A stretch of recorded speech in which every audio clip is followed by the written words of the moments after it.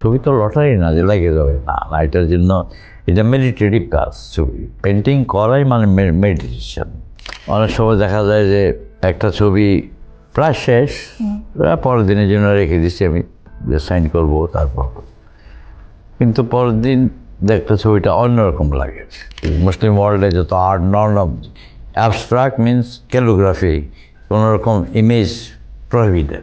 হ্যাঁ, এটা আমি দেখছি রিয়াদ, সৌদি আরবে অনেক স্কাল্পচার আছে, কিন্তু ইয়া নাই, ফিগার নাই, হিউম্যান নাই। তান্ত্রিক যুগে একটা সাইন ছিল, কিন্তু ডলারে আছে একটা চোখ, ট্রায়াঙ্গেল, একটা চোখ। অনেক সময় আমার ছবি অনেকে আইসা বলে, ভাই কি আঁকলেন বুঝি না ছবি। হ্যাঁ, আমি বলে আমিও বুঝি না। একটা উপমায় আমি স্মরণ দিই, আমি গোলাপ না আইসা গোলাপের গন্ধ আঁকি।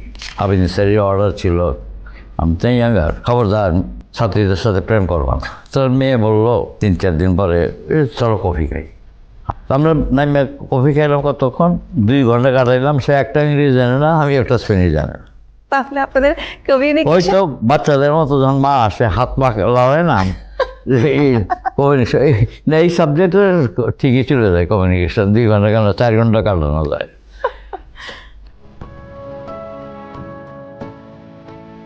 Ispahani Mirzapur presents legend and legacy, সন্ন্যাস, সাধনা আর সুন্দরের এই বিমুক্ত পরাবাস্তব জগতে সাদর আমন্ত্রণ জানাচ্ছি আমি রুমানা মালিক মুনমুন।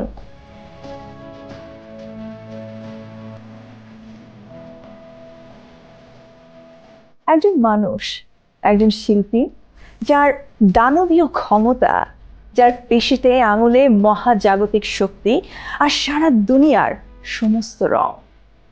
তিনি নিদ্রায় জাগরণে, দিনে রাতে সমস্ত চৈতন্যে অক্লান্ত এক চিত্রকর। একটি ম্যাগাজিনের আর্ট পেপার, একটি খবরের কাগজের নিউজ প্রিন্ট কাগজ, একটা সামান্য ক্যাটালগকে তিনি করে তোলেন ছবির ক্যানভাস। পৃষ্ঠার পর পৃষ্ঠা এঁকে চলেন, ক্যানভাসের পর ক্যানভাসে ফেলে রাখেন সুবিস্তীর্ণ চিন্তার ছাপ।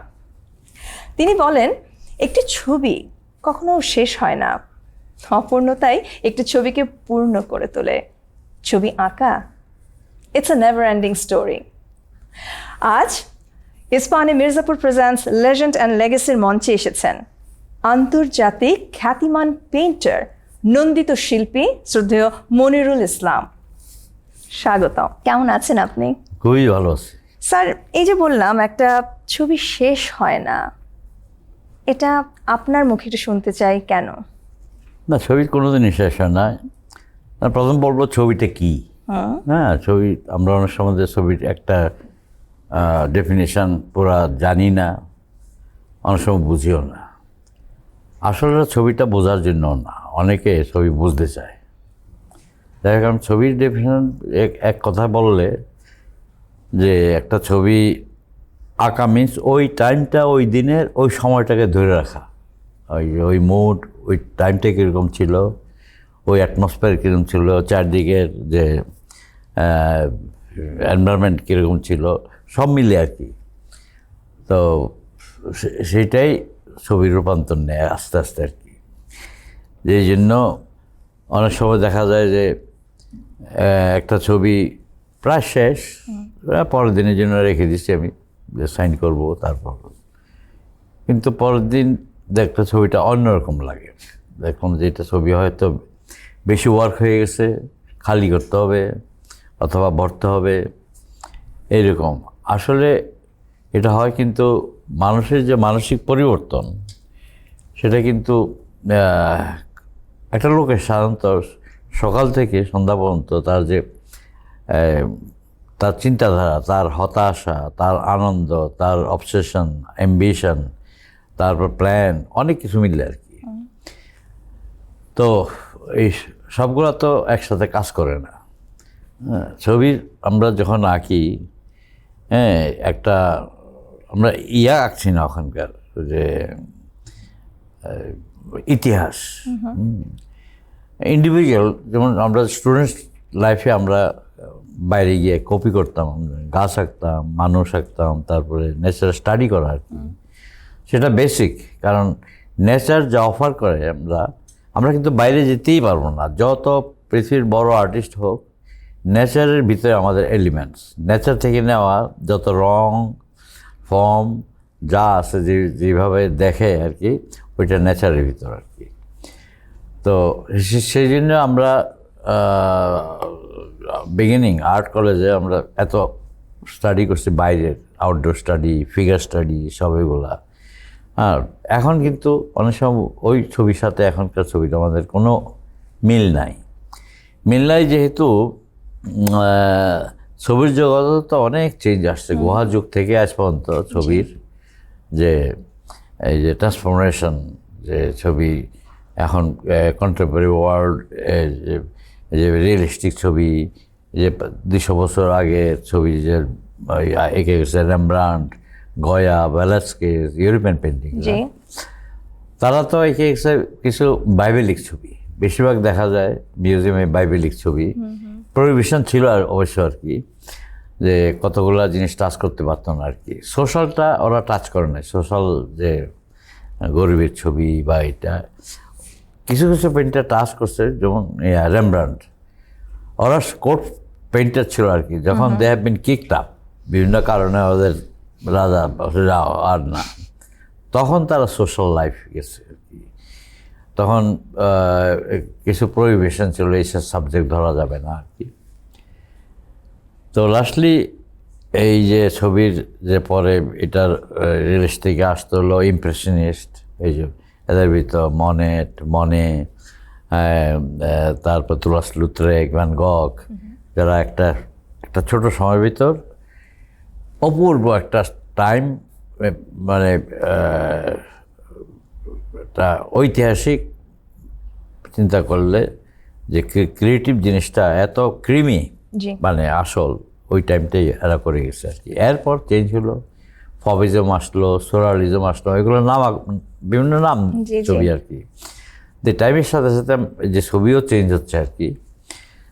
তো লাস্টে অ্যাবস্ট্রাক্ট ছবি আমরা যে আঁকি, হ্যাঁ এখনও আঁকছে, সব রিয়েলিস্টিক ছবি আছে, ল্যান্ডস্কেপ আছে, একটা সিনারি আঁকে, কেউ পোর্ট্রেট আঁকে। এটাই মানে মাধুর্য আর কি। এখানে কোনো ইয়ে নাই, প্রহিবিশন নাই। এখনকার আর্টিস্ট সে তার যা ইচ্ছা আঁকতে পারে, তার ইয়ে দিয়ে কোনো, এই লিবার্টিটা আগে ছিল না আর কি। তাই আমি বলতেছি যে নন অবজেক্টিভ। অনেক সময় আমার ছবি অনেকে আইসা বলে, ভাই কী আঁকলেন, বুঝি না ছবি। হ্যাঁ, আমি বলি আমিও বুঝি না। হ্যাঁ, আমি বুঝি না, হাঁ করে দাঁড়ায় থাকে। তখন একটা উপমায় আমি সবসময় দিই, আমি গোলাপ না আঁকা, গোলাপের গন্ধ আঁকি। এখন তারে অন্যভাবে বলা যেত, ইন্টালেক্টুয়ালি অন্যভাবে। তো ওর কাছে এটাই মানে সে বুঝে ফেললো আর কি ব্যাপারটা, যে গন্ধটা আঁকে কেমনি, দ্যাট মিনস আনটাচেবল। সেইটাই মানুষের যে সকাল থেকে আমি বললাম যে মানুষের আনন্দ, হতাশা, তারপর তার স্বপ্ন, তার বিভিন্ন ধরনের আইডিয়া যেগুলা আনটাচেবল না। তো ওইটাই আমরা আর্টিস্টরা এক একজন একটা পার্সোনাল ল্যাঙ্গুয়েজ তৈরি করে নেই, যে এই ল্যাঙ্গুয়েজটা বইয়ের মতো না আর কি। একটা বইয়ে যেমন অ্যালফাবেট থেকে সেন্টেন্স হয়, সেন্টেন্স পরে এটা রূপ নেয়া গল্প বইয়ের, তখন বোঝা যায় এটা একটা বাজে বই আর একটা ভালো বই সেটা। কিন্তু আর্টের ভিতরে ভেরি ডিফিকাল্ট, এটা এত পার্সোনাল ল্যাঙ্গুয়েজ, সেটা বোঝা মুশকিল। এখন আমি বলি বোঝার ছবি এমন কিছু নাই, এটা উপভোগ করো, এটা ফিলিংসের ব্যাপার। এবং আর্ট একটা জিনিস যেটা মানুষের ইনার হার্ট এটা ফিল্টার করে, তারপরে তার অনেক কিছু মানসিক জিনিস যেটা ভালো, পজিটিভ, যেটা মানুষকে রূপান্তর একটা গুড হিউম্যান। এবং ছবির যে কমিউনিকেশন, একটা ছবি এক্সিবিশনে গেলে এটা বহু গোত্রের লোক দেখতেছে, বিদেশি হইতে পারে, দেশি হইতে পারে। এই যে একটা ইন্টিগ্রেশন, একটা ইয়ের ভিতর হারমোনি তৈরি করতেছে, তারপর উপভোগ করতেছে ছবিটা। তো এইগুলো হলো আর্ট। তো খালি ছবির ভিতর না, আর্ট মানে আমরা যে একটা পেন্টিং ফ্ল্যাট সারফেসের উপর আর্ট, কিন্তু অনেক আবার পানামিয়ান আর্টিস্ট, পানামার আর্টিস্ট বলছে আর্ট ডাজন্ট ওয়ার্ক, বুলশিট, মানে স্ল্যাংসে বললে। কিন্তু পরপরই বললো যে art every inch of life we have art. ওটার মানে কি যে এভরি ইঞ্চ যে মানুষ হাঁটে তার কারো হাঁটা খুব সুন্দর, মানুষ খায় যে খাওয়াটা বেসিক্যালি বিয়ে হয়েছে গেলে বোঝা যায় মানুষ কত জঘন্যভাবে খাইতেছে এক টেবলে, কিন্তু এর ভিতর আর্ট আছে, যারা খাইতে জানে ভালো সেটা ওইভাবে খাইতেছে, কারো কথা শুনতে ইচ্ছা হয় না, তাই না? আর কারো, যেমন আমাদের শুনতে ইচ্ছে করছে আপনার কথা। Thank you. কিন্তু অন্য কারো কাছে কথা বলতে হি ইজ বম্বিং, মানে বোমা আসলে একটা কথা এত স্ট্রং, মানে বোমা ফালাইতেছে মানুষ। এই যে সেম জিনিস যে প্রত্যেকটা ক্ষেত্রে মানুষের ওয়াকিং, লাফিং, তার বিহেভ কীরকম, তার অ্যাটিচিউড কীরকম, আমরা দৈনন্দিন যেভাবে দিনটা কাটাইতেছি, প্রত্যেকটা সেমেন্স আর্ট অ্যান্ড এথিক আর অ্যাস্থেটিক। এটা কিন্তু আমাদের বাংলাদেশে, এটা আবেদিন স্যার আমাদের শিল্পগুরু সবসময় বলতো, আমাদের সবচেয়ে ক্রাইসিস হলো এখন এথিক অ্যান্ড অ্যাস্থেটিক, দুইটাই আমরা মানে আমাদের নাই। তাই এটা ছোটো কাল থেকে না শিখলে এটা হবে না। ডেইলি লাইফে আমাদের আমরা যেভাবে বিহেভ করতেছি এর ভিতরে এথিক্স দরকারি, কারো আর অ্যাস্থেটিক তো বটেই অবশ্যই। হ্যাঁ, তারপর যা আছে ওয়ে অফ লিভিং। আর আর্ট খালি ছবি আঁকা না, art of cooking, art of dressing. আমি অনেক সময় বলি যে gastronomy, food culture is very important, কারণ এটা বেসিক্যালি চিন্তা করলে আমরা, তুমি একটা কাজ করতেছো, ও একটা কাজ করতেছো, আমি একটা কাজ করতেছি, উই হ্যাভ টু ইট। হ্যাঁ, আমরা কী খাচ্ছি সেটা আমরা অনেকেই জানি না, খাওয়ার জন্য, পেট ভরার জন্য খাচ্ছি। কিন্তু ইউরোপিয়ান ওয়ার্ল্ড, বিশেষ করে স্পেন, ফ্রান্স, এইসব দেশে ওদের যে ফুড কালচারটা, ওদের কম্পিটিশন হয়, ওদের যে বলে নব কুসেন, কুসে ফ্রেঞ্চে নিউ টাইপ অফ ফুড, হ্যাঁ, কী করে হয়। তো এইসব এক্সপেরিমেন্ট যে এটা আর্টের পর্যায়ে চলে আসছে, যে এবং একটা প্লেট, একটা কীভাবে সাজাবে, একটা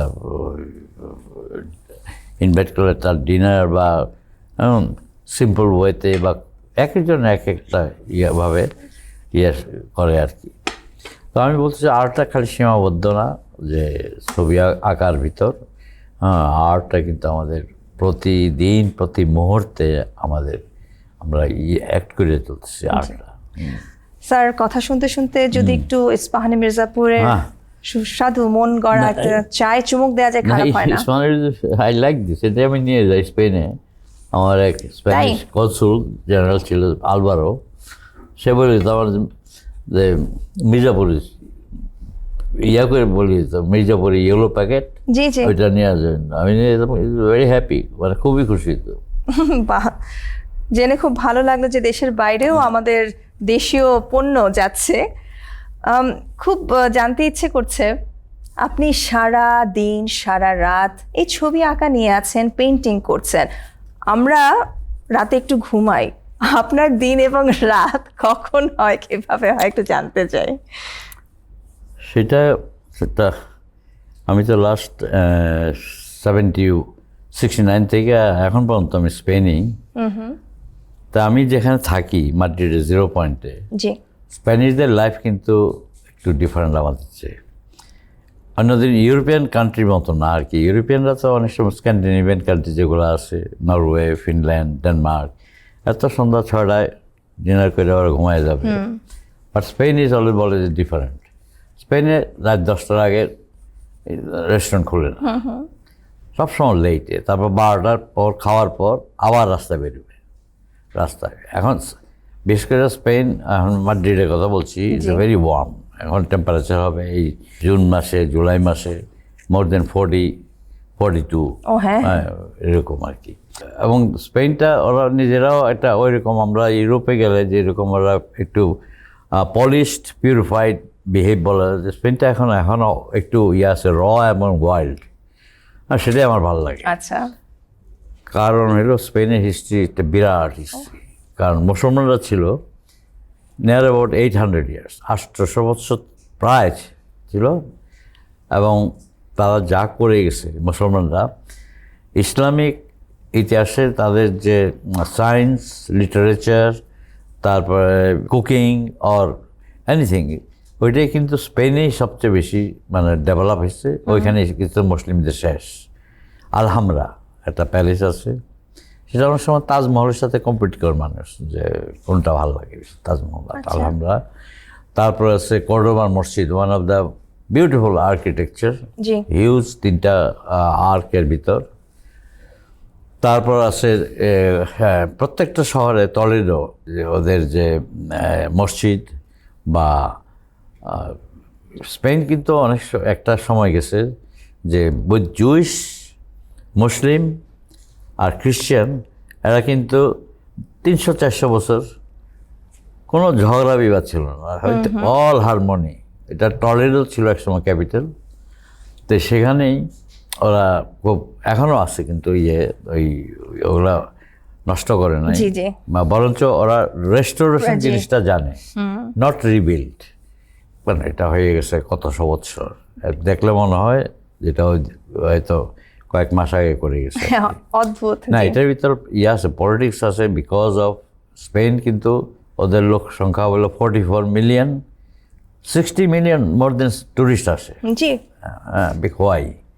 কারণ এটাই তো স্পেনের দেখতে। যে ইতিহাস, জি। ক্লাইমেট, তারপর গ্যাস্ট্রোনমি, ফুড, বলে যে স্প্যানিশ মেডিটেরিয়ান ডিশ এবং ফুড যে খুবই ভালো এবং হেলদি, এই জন্য ওরা বাঁচে বেশি। এক্স্যাক্টলি। হ্যাঁ, তারপর কালচারালি যে গদর ছিল, রোমানরা ছিল, তারপর আরবরা আসলো, এই যে কয়েক সেঞ্চুরি, কয়েকশো বছর চলে যাওয়ার ভিতরে যে ওদের যে স্থাপত্য যা আছে না, ওরা কিন্তু প্রিজার্ভ করছে। এই জিনিসটা তো আমরা আমাদের দেশে বলবো বাঙালি যাই ছিল, আমরা অনেক কিছু নষ্ট করেছি, অনেক কিছু নষ্ট করেছি। Unfortunately. এবং এটা চিন্তা করা দরকার, মানুষ কিন্তু একটা দেশে যায়, তার মেরুদণ্ডটা হলো ওদের কালচার। একটা ইংল্যান্ড বিদেশে গেলে মানুষ প্রথমে যাবে মিউজিয়ামে, জি দেখলেই বোঝা যায় এই দেশটা কতটুকু উন্নত। একদম। আপনার কথা শুনতে শুনতে আমার খানিকটা সুযোগ হয়েছিল মাদ্রিদে একটু ঘুরে আসার, তো আমার ভীষণ জানতে ইচ্ছে হচ্ছিল। আপনি বলছিলেন যে 69 সালে আপনি 69, যে গিয়েছিলেন মাদ্রিদে আপনার বৃত্তি টিপে, তো প্রথম যখন পা রাখলেন নিজের মাটি ছেড়ে আরেকটি দেশে প্রবেশ করলেন, সেই অনুভূতিটা কেমন ছিল একটু জানতে ইচ্ছে আসলে আমি করছে। বলি, আমার কোনোদিনই মানে আমার অনুভূতি হয় নাই বা আশা হয় নাই বাইরে যাব। আচ্ছা কারণ তৎকালীন Pakistan, east Pakistan and West Pakistan, আমরা ছিলাম ইস্ট পাকিস্তানি। ওই পাকিস্তানওয়ালারা স্কলারশিপ যে কোনো থাকলে ওই 7 দিন আগে নিউজ পেপারে দিত, তো ফর্মালিটিস মেনটেন দ্য ফর্মালিটিস। 7 দিন তো ওই কাগজ করা যায় না, অ্যাটলিস্ট 3 মান্থস বার্থ সার্টিফিকেটস, তোমার লিভ, স্টেশন লিভ, বহু ধরনের পেপার। এই জন্যই ওরাই অ্যাভেল করছে আর কি। আমি যে স্কলারশিপ 69-এ, আমার সিনিয়র রোহিত চৌধুরী, উনিও একই স্কলারশিপে 9 মান্থস অনলি। এটা একটা স্কলারশিপ ছিল মিনিস্ট্রি অফ ফরেন অ্যাফেয়ার্সের ইন্টারঅ্যাকশনস দিয়ে, কালচারাল ইন্টারএক্সচেঞ্জ। ওরা চায় না ব্রিলিয়েন্ট কিছু, আমাদের পাকিস্তান তৎকালীন যে লোক পাঠাক, ডাজন্ট কেয়ার একটা ব্রিলিয়েন্ট পাঠালো কি না, একটা অর্ডিনারি লোক পাঠালো, ইটস এ ডিপ্লোম্যাটিক রিলেশন। ওরা একটা স্প্যানিশ আসবে পাকিস্তানে, আর একটা পাকিস্তানি যাবে স্পেনে for 9 months, that's finish. It's a diplomatic relation না। তো আমি ওই স্কলারশিপেই গেলাম যে তখন আমার 23 ইয়ার্স। তাই সেটা অনেক কিছু লাইফে হয় যেটা একটা সেকেন্ডে তোমার 180 ডিগ্রিতে ভরে দিতে পারে লাইফটা, কোনো মুহূর্তে, যেটা আমার ব্যাপার হচ্ছে আর কি। আমি তো প্রথমে বললাম যে আমি কোনোদিন ইচ্ছা বা এরকম করি নাই। তখন তো ভীষণ কঠিন ছিল বাইরে যাওয়া।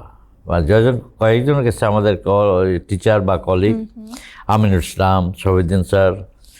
আমিনুল স্যার তো একটা ওয়ার্ল্ড আর্ট কলেজটা করা হয়েছিল ফোর্ড ফাউন্ডেশনের পয়সায়, এবং দিস ইজ ওয়ান্ডারফুল। আমি বলব পৃথিবীতে যত আর্ট কলেজ আছে, one of the finest building. আচ্ছা বিল্ডিং কেন, এটা মাজারুল ইসলাম সাহেব একটা আর্কিটেকচার, বিরাট মাপের আর্কিটেকচার। এত জায়গা নিয়ে, এত গাছ নিয়ে কোথাও নাই কিন্তু। আমার ডেডও আছে, আমি দেখছি এই যে বিগ হিউজ 6 তলা, এটা মনে হয় আমার কাছে হসপিটাল আছে না।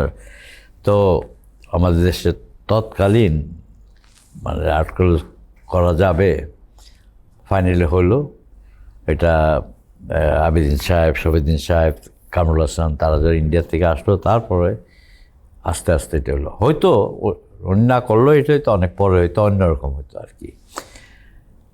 তো আমার কলিগ মিন্স তৎকালীন আমি বলবো, আমি সবসময় বলি রফিকুন নবী একজন জি জি। শিল্পী, উনি আমার 2 বছর সিনিয়র। আচ্ছা। তো ঠিক যুদ্ধ লেগে গেছে প্রায় 69-এ আমরা আর্ট কলেজ থেকে তো সব পোস্টার টোস্টার তৈরি করতাম, সব যুদ্ধের এগেনস্ট অল পাকিস্তানি। জি জি। এই বিরাট এখন পর্যন্ত যত প্রটেস্ট হয় আর্ট কলেজ থেকেই প্রথম বের হয়। হ্যাঁ।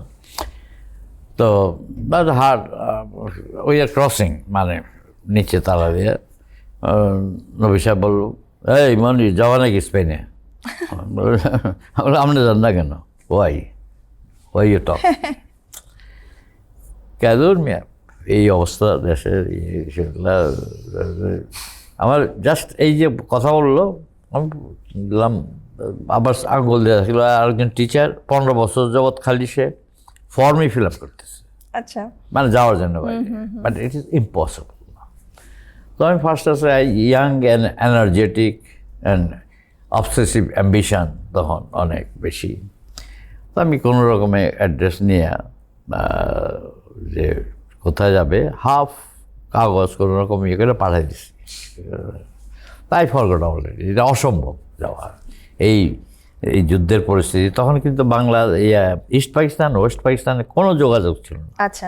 একমাত্র গভর্নমেন্ট হাউসের সাথে যোগাযোগ ছিল, পোস্টাল এবং কিছু যোগাযোগ ছিল না। তো আমি পাঠাই দেওয়ার পরে বলে গেছি অলরেডি, 5-6 মাস পরে একটা টেলিগ্রাম আসলো থেকে, বিদেশ থেকে। টেলিগ্রামে ওই সময় টেলিগ্রাফ আমার ভয় লাগতো। টেলিগ্রাম কিন্তু দুঃসংবাদে বই নিয়ে আসতো। হ্যাঁ, কারো মৃত্যু হয়েছে বা কীরকম ভালো খবর নিয়ে আসতো না। তো খুলে দেখি যে you have to move within 7 days, মানে 7 দিনের ভিতর আমার যেতে হবে স্পেনে। আচ্ছা, অবাক একদিকে তো মানে কল্পনার বাইরে। I am the first time আমি অ্যাপ্লাই করছি এবং I am the youngest teacher, মানে সবচেয়ে। তো এখন মানে যাবো কী করে? আমার বেতন হলো 200 টাকা তখন, জাস্ট 200 রুপিস। হ্যাঁ, ভাড়া ছিল 4000 টাকা আসা যাওয়া। এখন তো ওই 4000 টাকা গোলসোনা খাওয়া যায় না। তো আসা যাওয়ার ভাড়া ছিল এটা আর কি।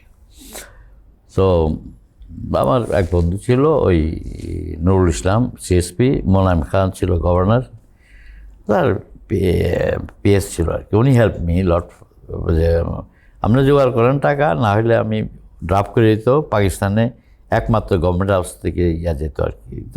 মনিরুল ইসলাম এই যে ইয়াং পোর স্যালারি, সেটা স্কলারশিপ হয়েছে, তোমরা যদি গ্রান্ট করে একটা টিকিট দিয়ে দিচ্ছে। তারপরে ইস্ট পাকিস্তান থেকে উনি একটা ড্রাফট করে ইস্ট পাকিস্তান আর্ট কাউন্সিল থেকে আরেকটা টিকিট। যাই হোক, আমার 2টা টিকিট হয়ে গেছে, আসা যাওয়া 9 মাস পরে চলে আসবো। আচ্ছা। চলে গেলাম প্রথম। আবার সেখানে আমরা বাঙালিরা তখন গেলে ওই টাইমে স্যুট টুট বানিয়েছে, সামার স্যুট, তারপরে নেকটাই, মানে ক্লিন শেভ এভরিথিং না। তা এই যে একটা অনুভূতি, বাইরে যাওয়ার নতুন এই একটা নতুন প্রোগ্রাম বা একটা নতুন ফেট কি আছে আমার ভাগ্যে নিজেও জানি না। আবার যাচ্ছি একটা দেশে, আমি একটা স্প্যানিশ শব্দও জানি না। হ্যাঁ, তারপর অনেক নস্টালজিক ঘটনা ঘটছে এখানে যাওয়ার পরেই। ওরা ইংরেজিও বোঝে না এখনও, আনটিল নাও। স্প্যানিশটা ল্যাঙ্গুয়েজ সম্বন্ধে কোনো ডোন্ট বোদার, যে ওরা ওদের ইয়াতে আছে। এই এন্টারটেইনিং কান্ট্রি তো, ওরা হইচইলে যত ওদের ফিয়েস্তা বলে পর্ব, বিখ্যাত ফিয়েস্তা, ওদের তো বোল ফাইট আছেই। তার টমেটো একটা ফিয়েস্তা হয়, ফিয়েস্তা হলো পর্ব, বিল হয় যে হাজার টনস অফ টমেটো ছড়ায় ওখানে সুইমিং পুলের এইটা ওইটি করে বিভিন্ন ধরনের আর কি, এই ধরনের। তার বল ছেড়ে দিল। সান সেবাস্টিয়ান একটা নর্থে আছে, 13টা বল, 13,000 লোক দৌড়াইতেছে পিছনে।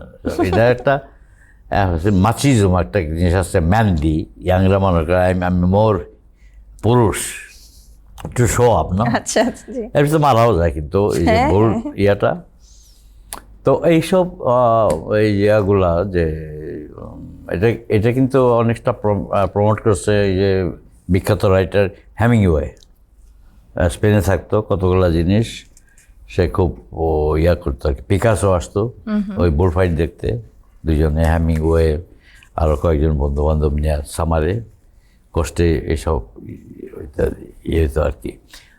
তো গেলাম আমি নতুন, আমি বলছি না ইয়া করছি না, আবার এটা ইয়া বলি। তো একটা স্কুলে ভর্তি হয়েছি আমি, ইউনিভার্সিটিতে গেছিলাম পেন্টিং শেখার জন্যে, জি কিন্তু ভাষা বুঝি না। তারপর আমার একটা ক্লাস দিল, এগুলো আমার ছাত্রদের করাইছি, আমি তো বলতে পারি না, করি না। তারপরে চেঞ্জ করলাম, আমি মিউরাল ফ্রেস্কো করলাম, যেটা আমি কোনোদিন করি নাই, এই যে অরিজিনাল ফ্রেস্কো। কিন্তু লাইফে কোনোদিন করি নাই বাইরে, কারণ ফ্রেস্কো এখন কেউ করে না। এটা হলো ওই ফ্রেস্কোটা নদীর বালু, পিগমেন্ট, এটা একটা স্পেশাল টেকনিক আছে, যেগুলো আছে সিস্টেম টেম্পল রোমে, মাইকেল অ্যাঞ্জেলো চার্জে থাকে এগুলা রুফে। তো ওগুলা সাধারণ পেন্টিং এই টেকনিক না, এটা চুন আর বালু আর পিগমেন্ট দিয়ে করতে হয়। কিন্তু বাংলাদেশে এটা করা সম্ভব না, কারণ বাংলাদেশের নদীর বালুর ইয়ে থাকে, ওই ফাঙ্গাস থাকে, তারপরে টু হিউমিডিটি, হ্যাঁ, তারপর এটা কিন্তু সিমেন্ট দিয়ে করা যায় না, ওই ইয়ে দিয়ে চুন আর বালু দিয়ে পেস্ট করে ওই ভিজে থাকতে থাকতে করতে হয় টেকনিকটা আর কি। যাই হোক, আমি মিউরাল পেন্টিং ভর্তি হলাম, ওখানে 1 বছর পরে আমি একটা অ্যাওয়ার্ডে পেলাম যে sobresaliente matriculada de honor, স্প্যানিশে বলে হাইয়েস্ট গ্রেড অনারেবল অ্যাডমিশন। এটা ফর স্টেইং। আমি তো 9 মাসের জন্য গেলাম, যুদ্ধ তো আরম্ভ হয়ে গেল। আচ্ছা, তার ফ্যামিলি থেকে বললো স্টে দেয়ার, হন এসে করবা কি না। তো এইভাবে আমার স্কলারশিপ ছিল 3,000 পেসেতা, তখন ইউরো ছিল না, it's a very short money. হ্যাঁ, কিন্তু এটা ইন্টারন্যাশনাল হোস্টেল ছিল, যেটা বহুত boys and girls they are living, যারা স্কলারশিপ নিয়ে আসতো আর কি। তৎকালীন ইয়া ছিল Franco, general Franco, he was a fascist, হিটলারের বড় দোস্ত ছিল। ওই স্পেনের ইয়া ছিল আর কি, ওই Franco general state of the head of the state. সে ওই যে গের্নিকা ছবিটা, গের্নিকা একটা গ্রাম, ওই পৃথিবী বিখ্যাত পিকাসো যে ছবিটা আসছে আর কি। তো সেইটা ওই গ্রামে, ওই ভাস্ক কান্ট্রি, একটা ল্যাঙ্গুয়েজ আছে, ওরা প্রায় 100 years they are creating problem to separation, আমরা স্পেনের সাথে থাকবো না বা এই ধরনের। তারপর ফ্রাঙ্কো বলল, হিটলারে তোমার তো বহু নতুন নতুন বোমা টোমা বানাইতেছো, এটা পরীক্ষা করো আমাদের, এগুলো থামাও।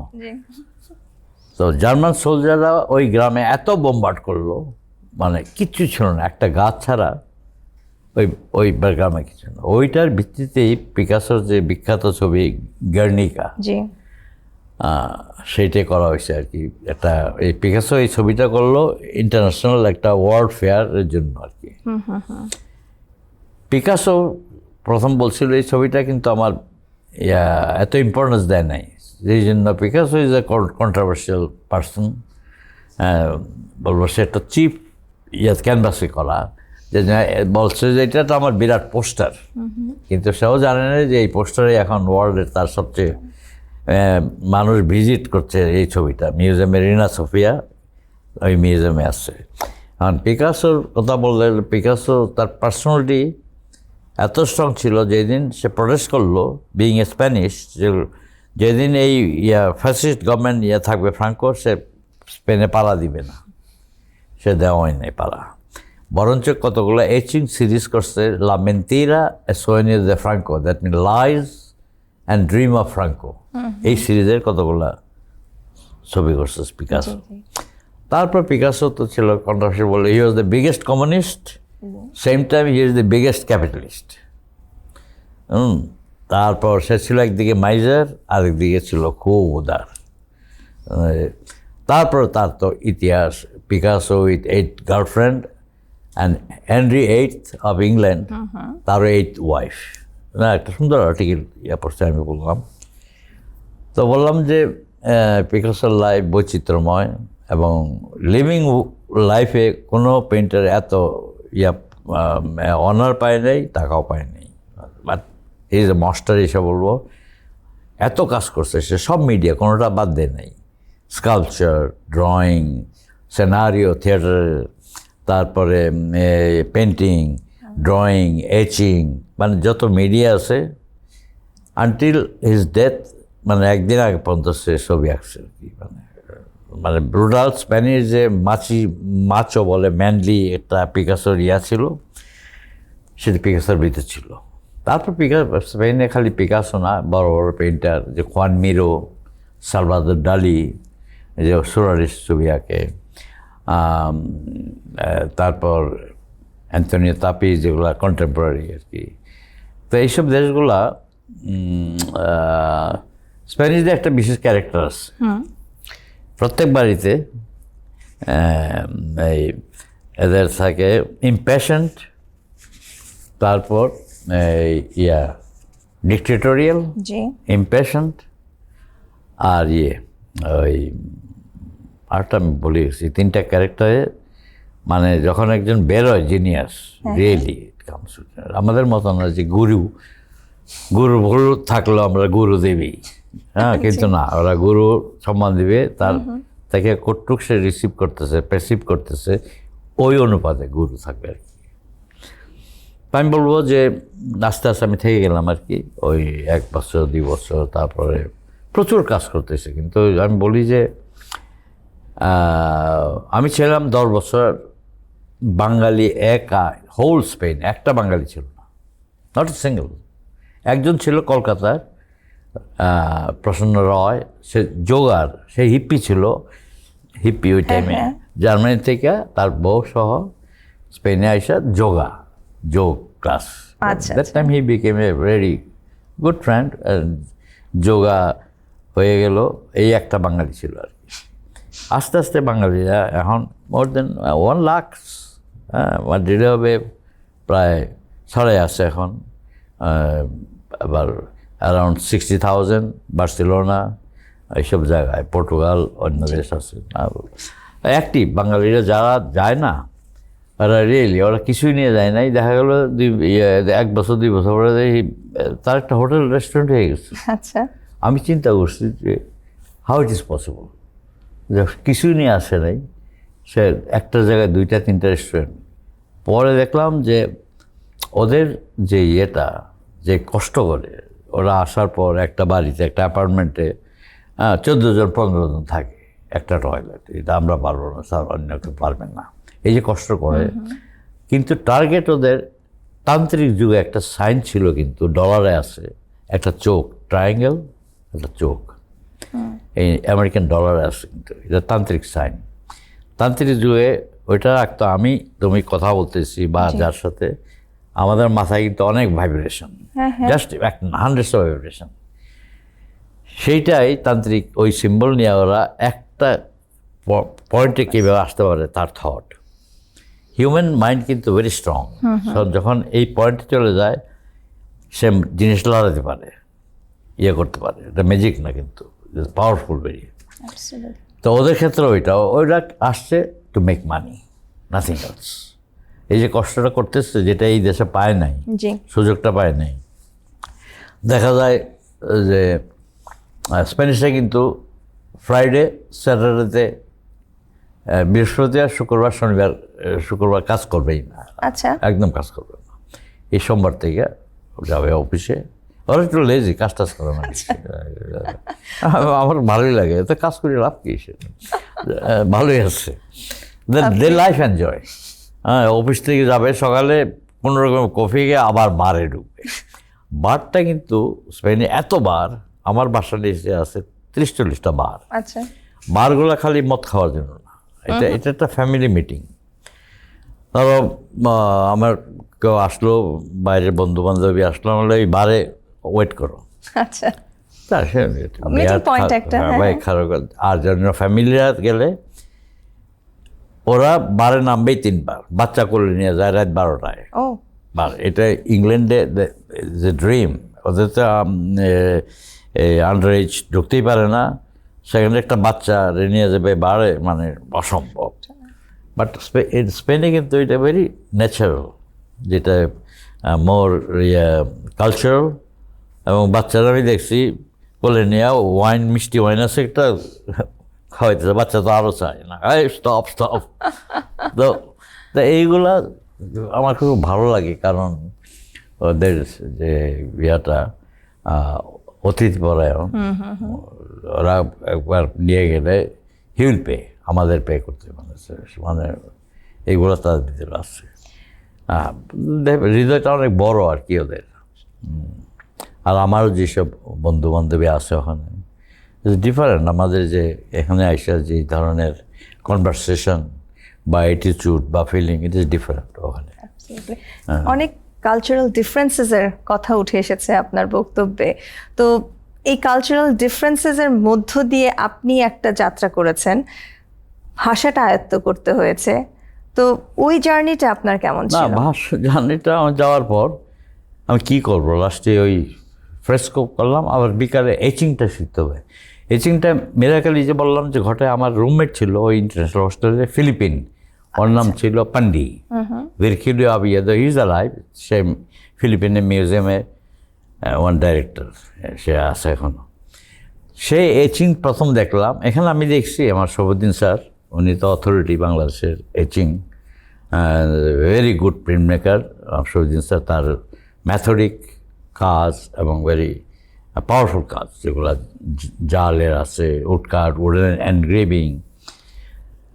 তো এখানে একটা আমি লিথোগ্রাফি করছি পাথরের উপর, আর বেশি কাজ করিনি। এচিং আর অনেক কঠিন হতো মেথডটা। না, উনি ছিলেন কাজ করো কাজ করো। আমি ওই ছোট্ট প্লেট 7 দিন কাজ করার পর প্রিন্টই করতে পারেনি, কারণ আর কাজ করো। এখন বুঝি হোয়াই সে দেয় নাই। উনি চাইছে যে একাডেমিক কাজটা যেটুক নিষ্ঠার সাথে করা যায়, এই যে প্যাশন্স, এটা দরকার। ছবি তো লটারি না যে লেগে যাবে, না না, এটার জন্য এটা মেডিটেটিভ কাজ। ছবি পেন্টিং করাই মানে মেডিটেশন। এখন অনেক ধরনের ইয়ে আছে, মোটিভ আছে পেন্টিং করার, সবাইটাতে ওইভাবে নেয় না। তো আমি গেলাম, পরে একটা এচিং ক্লাসে গেলাম, সেখানে খুঁজে খুঁজে, এটা ছিল একটা স্কুল, সেটা অ্যাপ্লাইড আর্ট স্কুল। সেখানে 80% মেয়ে, হ্যাঁ, 20% বিশেষ কোনো কারণেই জেন্ডার না। স্পেনে মাদ্রিদে মাথাপতি পরে 5টা মেয়ে ফর ম্যান, মানে মেয়ের সংখ্যা বেশি। সব প্রভিন্সের না, যা হোক। তো ওখানে গিয়ে আমিও ভাষা জানি না, একটাও ভাষা জানি না। তার মেয়ে বললো 3-4 দিন পরে, নাম আছে, ওর নাম হলো আদ্রিয়ানা, মনে আসছে। সে বললো চলো কফি খাই। আমি মেয়ের কফি, সর্বনাশ, কিছু কিছু ঘরতে যাইতেছে বলবে। তখন তো ইয়াং, বাংলাদেশে তো তখন তো ফ্রি মেশিন ছিল না। You can't go out with even for coffee or tea, nothing. এখন যা পরিস্থিতি, এগুলো ছিল না, খুব ভেরি কনজারভেটিভ হইতেন। আর আমাদের ওই আবিদিন স্যারের অর্ডার ছিল, আমি তো ইয়াঙ্গার, খবরদার ছাত্রীদের সাথে প্রেম করবা না, মানে ডাইরেক্ট। হ্যাঁ, তো যাই হোক, ওই ওই ওই মেয়ে বললো কফি খাওয়াবে। তখন বললাম প্রেডি গার্ল, জিনিসটা তো এমনি প্রেডি। তাছাড়া সে নর্থের, ওদের আরব এবং ইউরোপিয়ান ব্লাড দুইটা মিলে ওদের চোখ টোক খুব সুন্দর। মানে ফিজিওনমি ইজ ভেরি গুড। আমরা নামে কফি খাইলাম, কতক্ষণ 2 ঘন্টা কাটাইলাম। সে একটা ইংরেজি জানে না, আমি একটা স্পেনিশ জানে না। তাহলে আপনাদের কমিউনিকেশন, ওই তো বাচ্চাদের মতো যখন মা আসে, হাত পা লড়ায় না, এই কমিউনিকেশন না, এই সাবজেক্টের ঠিকই চলে যায় কমিউনিকেশন। 2 ঘন্টা কেন 4 ঘন্টা কাটানো যায়।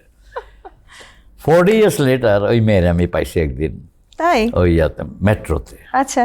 আমি চিনে ফেলছি। হ্যাঁ, 40 years গ্যাপে সে বিকেম, মানে চেহারা চল আমারও একই ব্যাপার, সেও আমার চিনতে পারছে। তারপর? তারপর জিজ্ঞেস, তখন তো আমি স্পেনিশের মতো বলি, আচ্ছা। তখন তো আমি একটা কথা বলি না। তা আমার খুব ভালো লাগলো যে এত বছর পরে ওই ফার্স্ট মেয়ে যেটা ইয়াতে ছিল ক্লাসে, তার কফি খেলাম, আমি হলাম, মানে তখন তো আলাপ যেমনি করতে হয়েছে অ্যাবস্ট্রাক্ট ওয়েতে, এখন তো ফ্লুয়েন্টলি এই মানে কমিউনিকেশন হইলো। তারপর মেট্রো আসলো, অ্যাড্রেস নিলাম, ইয়ে করলাম, সে চলে গেল আর কি, আমি অন্য প্রভিন্সে চলে গেল। তো এরকম ছোটোখাটো অনেক স্টোরি আছে আমার, যেগুলা ভেরি, মানে কতগুলো জিনিস থাকে লাইফে, ছোট হইলেও এটা বিরাট, সবসময় মনে থাকে আর কি। আপনি কফি পানের কথা বলছেন, আমি আপনাকে একটু ইস্পাহানি মির্জাপুর চায়ের চুমুক দিয়ে তৃপ্তি মেটাতে অনুরোধ করছি। Sorry. আশা করি খানিকটা আড্ডা জমে উঠবে আমাদের এই চায়ের চুমুকে। হ্যাঁ, চা তো আমি চাই সকালে খেতাম আগে, চা একটু দুধ দিয়ে আর কি। হ্যাঁ, এখন স্পেনে গিয়ে ওই অভ্যাসে যে স্পেনিজের মতো খাওয়ার পর একটা কফি দরকার। আচ্ছা। হ্যাঁ, এখন আমি 3-4টা কফি খাই এই বয়স আমার, তো আমি তো বড় মানুষ, 85 years। আমাদের কাছে মোটেও বৃদ্ধ শব্দটি আমরা বলবো না, আপনি আমাদের কাছে সবসময় হ্যাঁ, ইয়াং। বৃদ্ধ থিওরি আমি অনেকের বলি, কারে বৃদ্ধ বলা যায়, বুড়া কারা।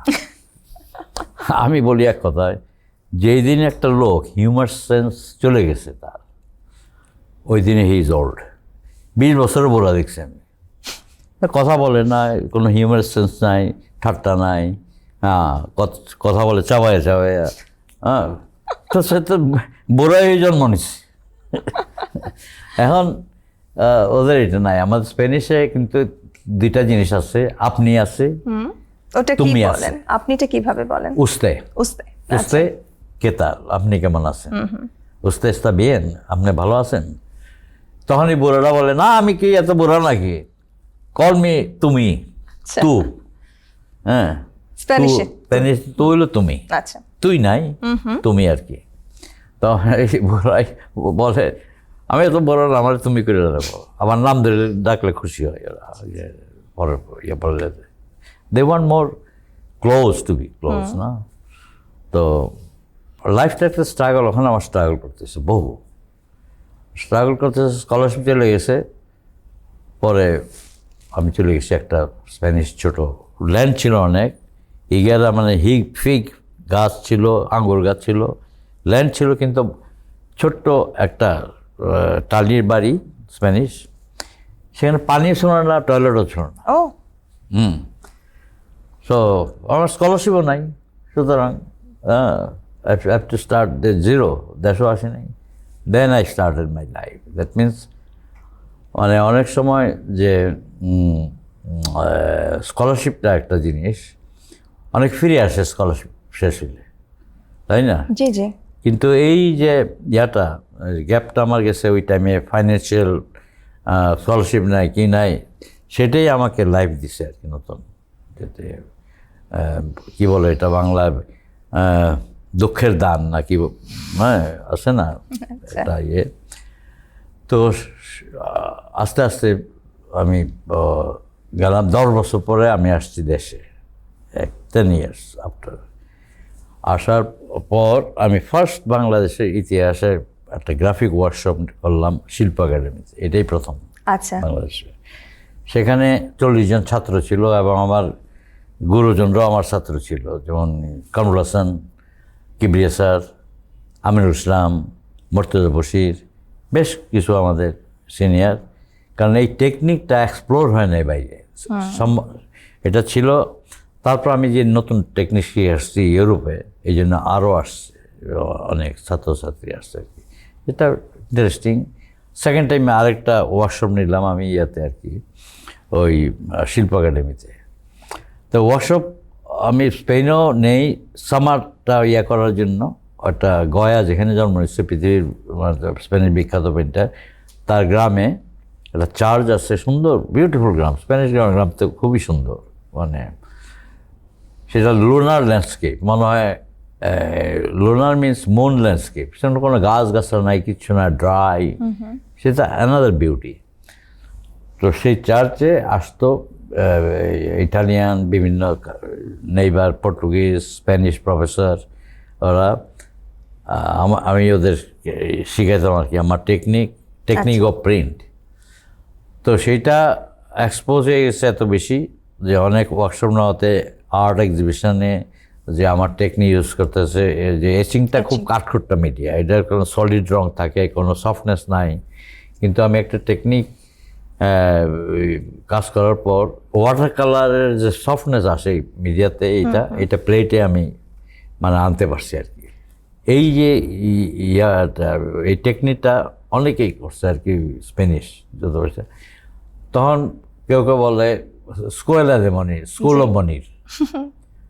অফ মনির। তখন আমার ওই যে বাচ্চাটাও সে আমার নাম ধরে রাখে, ওই যে মনির, ওই যে হ্যাঁ ওই যে মনির, মানে এই মনির। এখানে কোনো ওখানে ছেলে মেয়ে বাপের নাম ধরে রাখে ওখানে। ইউরোপের জন্য পাপা মামা না, অ্যান্টোনিও আমার নেইবার ছিল, মেয়েটাকে। আপনার বন্ধু, বেশ ভালো বন্ধু হয়ে গিয়েছিলেন তিনি। হ্যাঁ, is a man, wise man. আমি তার থেকে অনেক শিখছি আর কি, অনেক। আপনি অ্যান্টোনিও লরেন্সোর কথাই তো বলছিলেন। লরেন্সো খাইতো, আমি পাক করতাম যেহেতু আমার পাশের দরজায় ছিল। আসতো, ইজ ওয়াইজ ম্যান। তার থেকে অনেক আমি লেসন পেয়েছি মিউজিক সম্বন্ধে, আর্ট না, ইন জেনারেল। অনেক গুণী ব্যক্তিদের সাথে শুনতে হয় আর কি। এটা বিরাট জিনিস, আমরা তো শুনি না, খালি কথা হই। এটা বিরাট জিনিস শোনাটা। তা শুনে বললাম, ওই তার ঠাট্টা করতো আর কি সব। হ্যাঁ, তারপর একদিন সে মারা গেছে, 90 ইয়ার্স।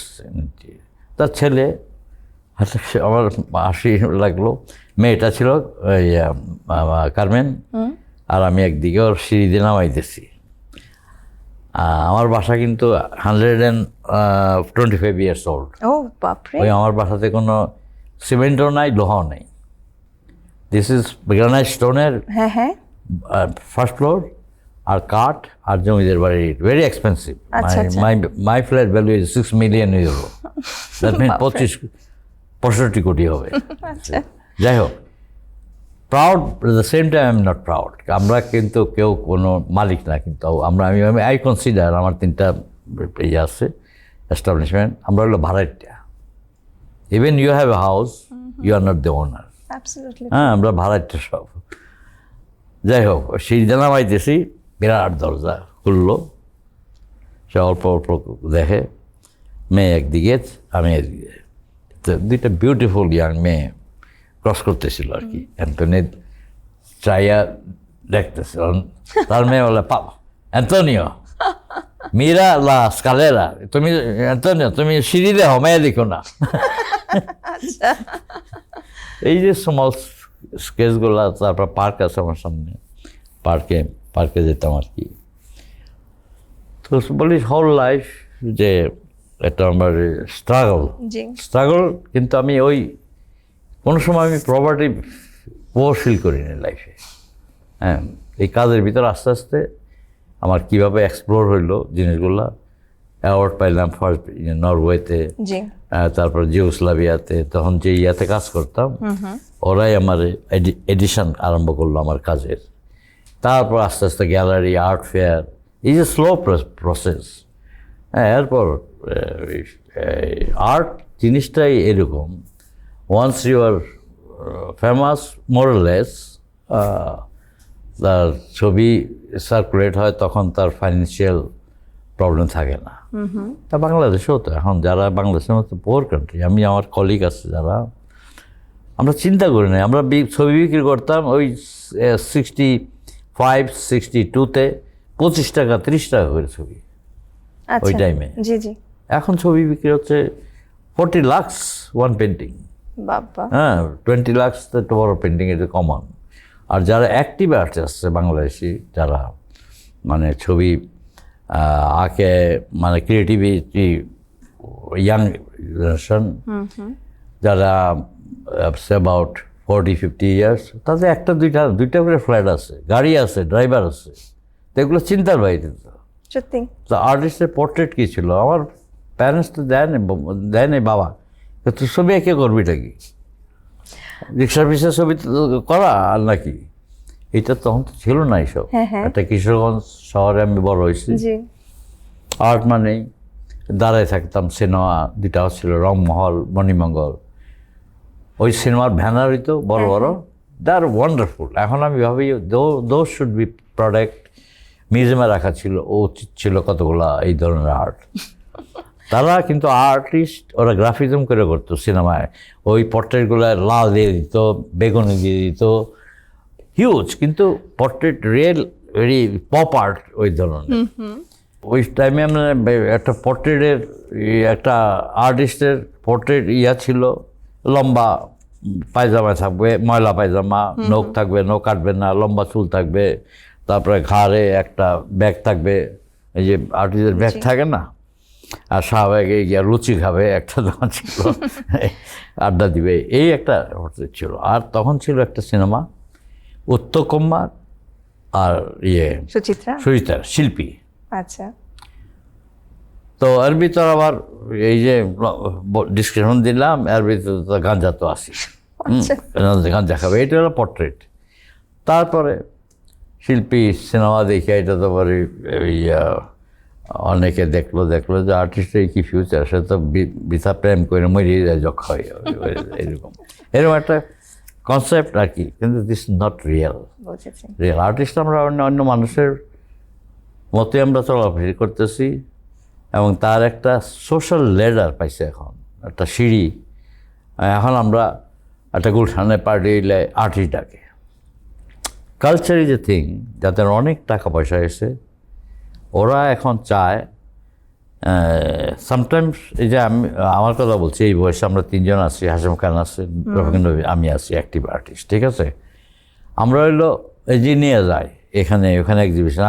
আজকে 4 দিন আমার ইনগ্রেশন করতেছে। আচ্ছা, আমি বলি সে দেখো, আমরা হইলো ফুলদানি, টেবলে সাজাতে লাগে না ফুলদানি, উই আর ফ্লাওয়ার বাস।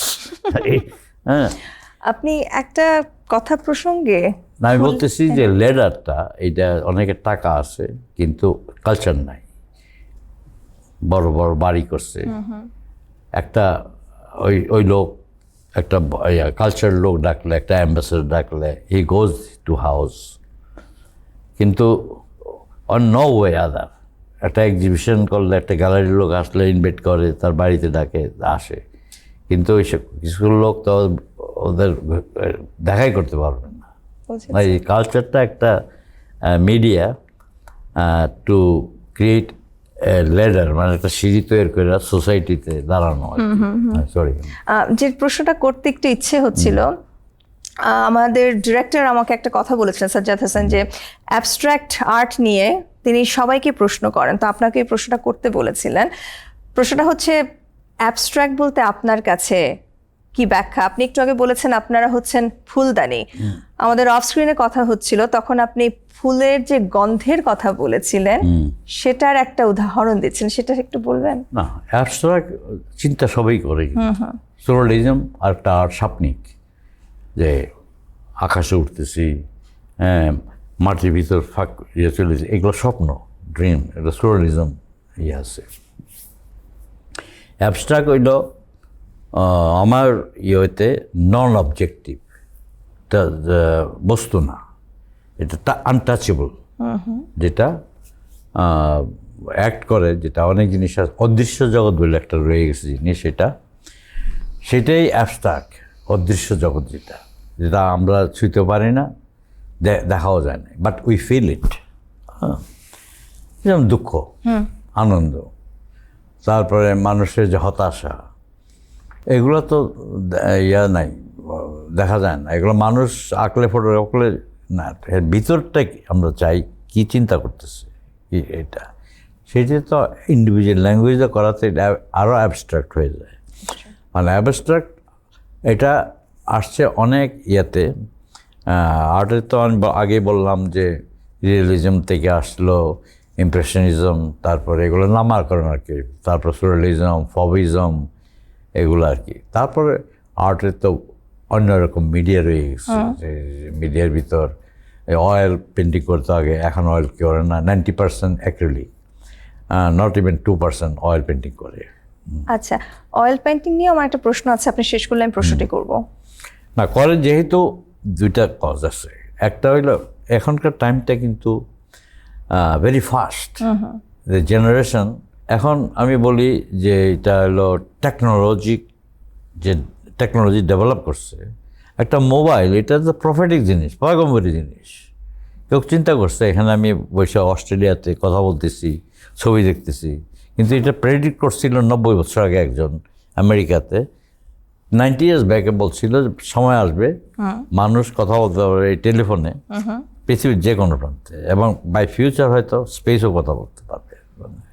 এগুলা কিন্তু এগুলো ফ্রিকশন ছিল, এখন তো এটা রিয়েলিটি। অ্যাবসলিউটলি। হ্যাঁ, তারপর কি, সরি, অয়েল পেন্টিং নিয়ে আপনি একটা মজার তথ্য দিয়েছিলেন যে কোনো দেশের অয়েল পেন্টিং একটু ওয়ার্ম হয় এবং অন্যটা একটু ভিন্ন হয়। তখন তো ছিল না এই যে অয়েল পেন্টিংই ছিল। তারপর যে মিডিয়ার কথা বলতেছি, যে সেরামিক্স, সেটা মাটিতে হয়, তারপর স্কাল্পচার পাথরে হয়, কাঠে হয়, মাটিতে হয়, তারপর আছে এগুলো মিডিয়া খালি। তারপর গ্রাফিক আর্টের ভিতরে এচিং আছে, মেটাল, উড কাঠে হয়, উড। তারপর আছে সিল্ক স্ক্রিন, যেটা এই সিল্কের উপর রং দিয়ে করে। এগুলো হচ্ছে ডিফারেন্ট মিডিয়া, এগুলা এক এক আর্টিস্ট। এখন আমরা অনেক সময় ডিগ্রেড করি, তুমি কি করো, সিরামিক্স, সিরামিক্স মানে তুমি পাতিল বানাও আর অ্যাস্ট্রে বানাও, বাট নট দিস। এখনও I consider ceramics is the most, যে এটা হয় নাই কন্টামিনেট লাইক পেন্টিংটা আমরা মিক্সড মিডিয়া বলি, এটা বালু লাগাই, আঠা লাগাই, কাপড় লাগাই। হ্যাঁ, এটা এক্সপেরিমেন্টাল ওয়ার্কটা আর্টিস্টরা করে এখন, যেটা মিক্সড মিডিয়া হয়ে যায়। তো এর ভিতর সবই মিডিয়া এক্সপেরিয়েন্স। যারা সিরামিক্স করে মাটিতেই সে আনন্দ, মাটিতে। আমি বলছি মাটিটা পিওর এই জন্য, এটা কোনোরকম এখনও কন্টামিনেট হয় না, বিকজ এই তিনটে এলিমেন্ট হইতেছে মাটি, বাতাস, আগুন। জি, এর ভিতরে অন্য কিছু করা যায় না। তো যে পিওর ইয়াটা রয়ে গেছে মাটি, অন্যদিকে চিন্তা করলে আমরা মাটি তৈরি, এখন মাটিতে মিশে যাবো। That mean dust into dust. True. অনেক আপনার স্ট্রাগল, আপনার কাজের ক্ষেত্র, সবকিছু নিয়ে একটু কথা বলি। আপনার জন্ম জামালপুরের ইসলামপুরে, তারপরে আপনি পরবর্তী চাঁদপুরে যাওয়া হয়েছে, আপনার পৈতৃক ভিটা যেখানে, এরপরে কিশোরগঞ্জ। এই তিনটি জায়গা, তিনটি ভিন্ন ভিন্ন জায়গার মানুষ, সবকিছু মিলিয়ে আপনার অভিজ্ঞতার ঝুড়ি অনেক ভারী হয়ে যাওয়ার কথা। না, আমার জন্ম জামালপুরে। আচ্ছা। হ্যাঁ, 3 মাস বয়সে বাবা ছিলেন সিনিয়র ইন্সপেক্টর, তখন বদলিয়ে চলে আসে কিশোরগঞ্জ। হ্যাঁ হ্যাঁ। এই কিশোরগঞ্জে আমার লাস্ট 20 ইয়ার্স, এর বাইরে কোনো সময় দেশের বাড়িতে আসে না। বাড়ি হলো চাঁদপুরে। জি। এই 22 বছর আগে চাঁদপুরে যায়নি কোনো সময়। আচ্ছা। উনি হওয়ার পর, রিটায়ারমেন্ট নেওয়ার পরে তারপরে মাইগ্রেট টু চাঁদপুর। এই চাঁদপুর যদিও বাড়ি ছিলাম 2-3 বছর। হ্যাঁ, এখন যেতে হয় যেহেতু ফ্যামিলির কিছু লোক বেঁচে আসে আর কি, আর ওটা রাখি আর কি, ফ্যামিলি কন্ট্যাক্ট এগুলো আর কি। তো শৈশবে আমি বলবো কিশোরগঞ্জে আমার আর কি, আমার কথাও কিশোরগঞ্জের। কিশোরগঞ্জটা ছিল একটু কালচারাল সিটি। আচ্ছা। হ্যাঁ, সেখানে বড় বড় গায়ক, যে রবীন্দ্রসঙ্গীতের সত্যজিৎ, ওদের কিশোরগঞ্জের। তারপরে ময়মনসিংহের বেশিরভাগ, এই যে আবেদিন স্যারও তো ওই ময়মনসিংহ ডিস্ট্রিক্ট। আমার এত ক্লিয়ার কোনো ইমেজও নাই। ওই টাইমে তো ক্যামেরা ছিল না, যাও ছিল একটা আমার বক্স ক্যামেরা, সেটা ওই ডকুমেন্টস যে ছবির তখন স্টুডিওতে গিয়ে ছবি আঁকতে তুলতে হইতো। স্টুডিওটা ছিল এখন আমার কাছে মনে হয় খুব সুরালিস্ট টাইপের। ওই পিছনে ছিল সিনসিনারি, তারপর মোটর সাইকেল থাকতো, তার উপর ওইটা পয়সা ছবি তোলা, তারপরে ছবি রিটাচ করতো এরা, এইসব। তো ওইসব তো লং স্টোরি, কিন্তু এর ভিতরে একটা মজা ছিল আর কি। ওল্ড ছবিগুলো ব্ল্যাক অ্যান্ড হোয়াইটে করা, এখন তো ওই জিনিস হারাই গেছে সব। তা যাই হোক, ছোটোবেলা আমার যে শিল্পী হব বা শিল্পটা কি আমি কোনোদিনই বুঝি নাই, কিন্তু একটা টিউশন ছিল ভিতরে, একটা হাইডিং, কোথাও একটা কিছু ছিল যেটা আমাকে ওই হাতের কাজ করতে মানে বাধ্য করতো। যেমন ঝালট করতাম, ঈদের দিন আসলে ওই পানস খাওয়া ছিল, তারপর ঘুড়ি বানাইতাম, আমার ঘুড়ি ফ্যান ছিল, আচ্ছা। ঘুড়ি বানাইতাম, এই যে খুব প্রফেশনাল ওয়েতে। ঘুড়ি বলতে ঘুড়ি আর ঘুড়ি, ঘুড়ি, যেটা গুড্ডি বলে, গুড্ডি, জি জি জি। ঠিক আছে। ওইটা আমার একটা হবি ছিল। আর ছোট ছোট মাছ ধরা, ওই বাসার কাছে ছিল একটা ঘাট, নরসুন্দা নদী। এটা উইন্টারে মরা মরা, কিন্তু সেই নদী যে কীরকম মানে আনকন্ট্রোল হয়ে যায়, মানে সেটা ওই জার্মানিগুলো আসতো, একটি স্রোত, মানে একই জিনিস, যে নদীরও যে রূপ পরিবর্তন হয়, মানে চাঁদপুরে এসব মেঘনা নদী। হ্যাঁ হ্যাঁ। এই জন্য আমার ছবিতে অনেকে বলে খুব স্পেস নিয়ে আঁকা, সাদা বেশি ছবি, এলিমেন্টস কম। এই যে ভাস্ট একটা ল্যান্ড, ওপেন, তো সেটা এখন পর্যন্ত কতগুলো জিনিস ফ্যামিলির বা এনভায়রনমেন্টের, আমরা জানি সাইকোলজিস্টরা বলে, সাইকোলজিস্টরা 13 বছর পর্যন্ত, 12-13 বছর পর্যন্ত একটা ছেলে বা মেয়ে যে ফ্যামিলিতে থাকে, ওই ইনফ্লুয়েন্স 13 বছর যা দেখছে, যা মানে ভিজুয়ালি হোক, ট্রিটমেন্ট হোক, ওইটা কিন্তু যায় না, ওটা ভুলে না সে কোনোদিন, ওইটা হোল লাইফ থেকে যায় তার। তো ওইগুলাই এই যে আমাকে অ্যাক্ট করছে অনেক, যেগুলো ছবি, যে আর্টিস্টদের কি দেখতাম আর কি, ইনোসেন্টলি সিনেমার 2টা ব্যানার তার দাঁড়ায় থাকতাম, কবে লাগাবে এটা। তারপর তাহলে একটু আমি আপনাকে এখানে ইন্টারাপ্ট করব। কিশোরগঞ্জ হাই স্কুলের আপনার হেডমাস্টার ও হ্যাঁ, জগদীশ বলতেছি, রায়, আসতেছি। তার কথাও একটু যদি হ্যাঁ, বলতেন। তখন আমি 7-এ, আমি তো ছাত্র হিসাবে আমি বলি আগে, আমার কোনো হাইডিং করার কিছু নাই। যে আমার কিন্তু মেট্রিক লাগছে 3বার পাস করতে।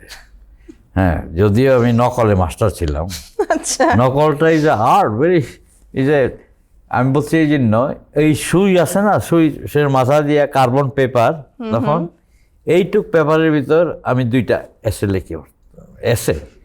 হ্যাঁ, কিন্তু এসে এখন ভাবি এই যে সময়টা নষ্ট করছি নকলে, এই টাইমটা আমার পড়লে অনেক আগে যেতাম।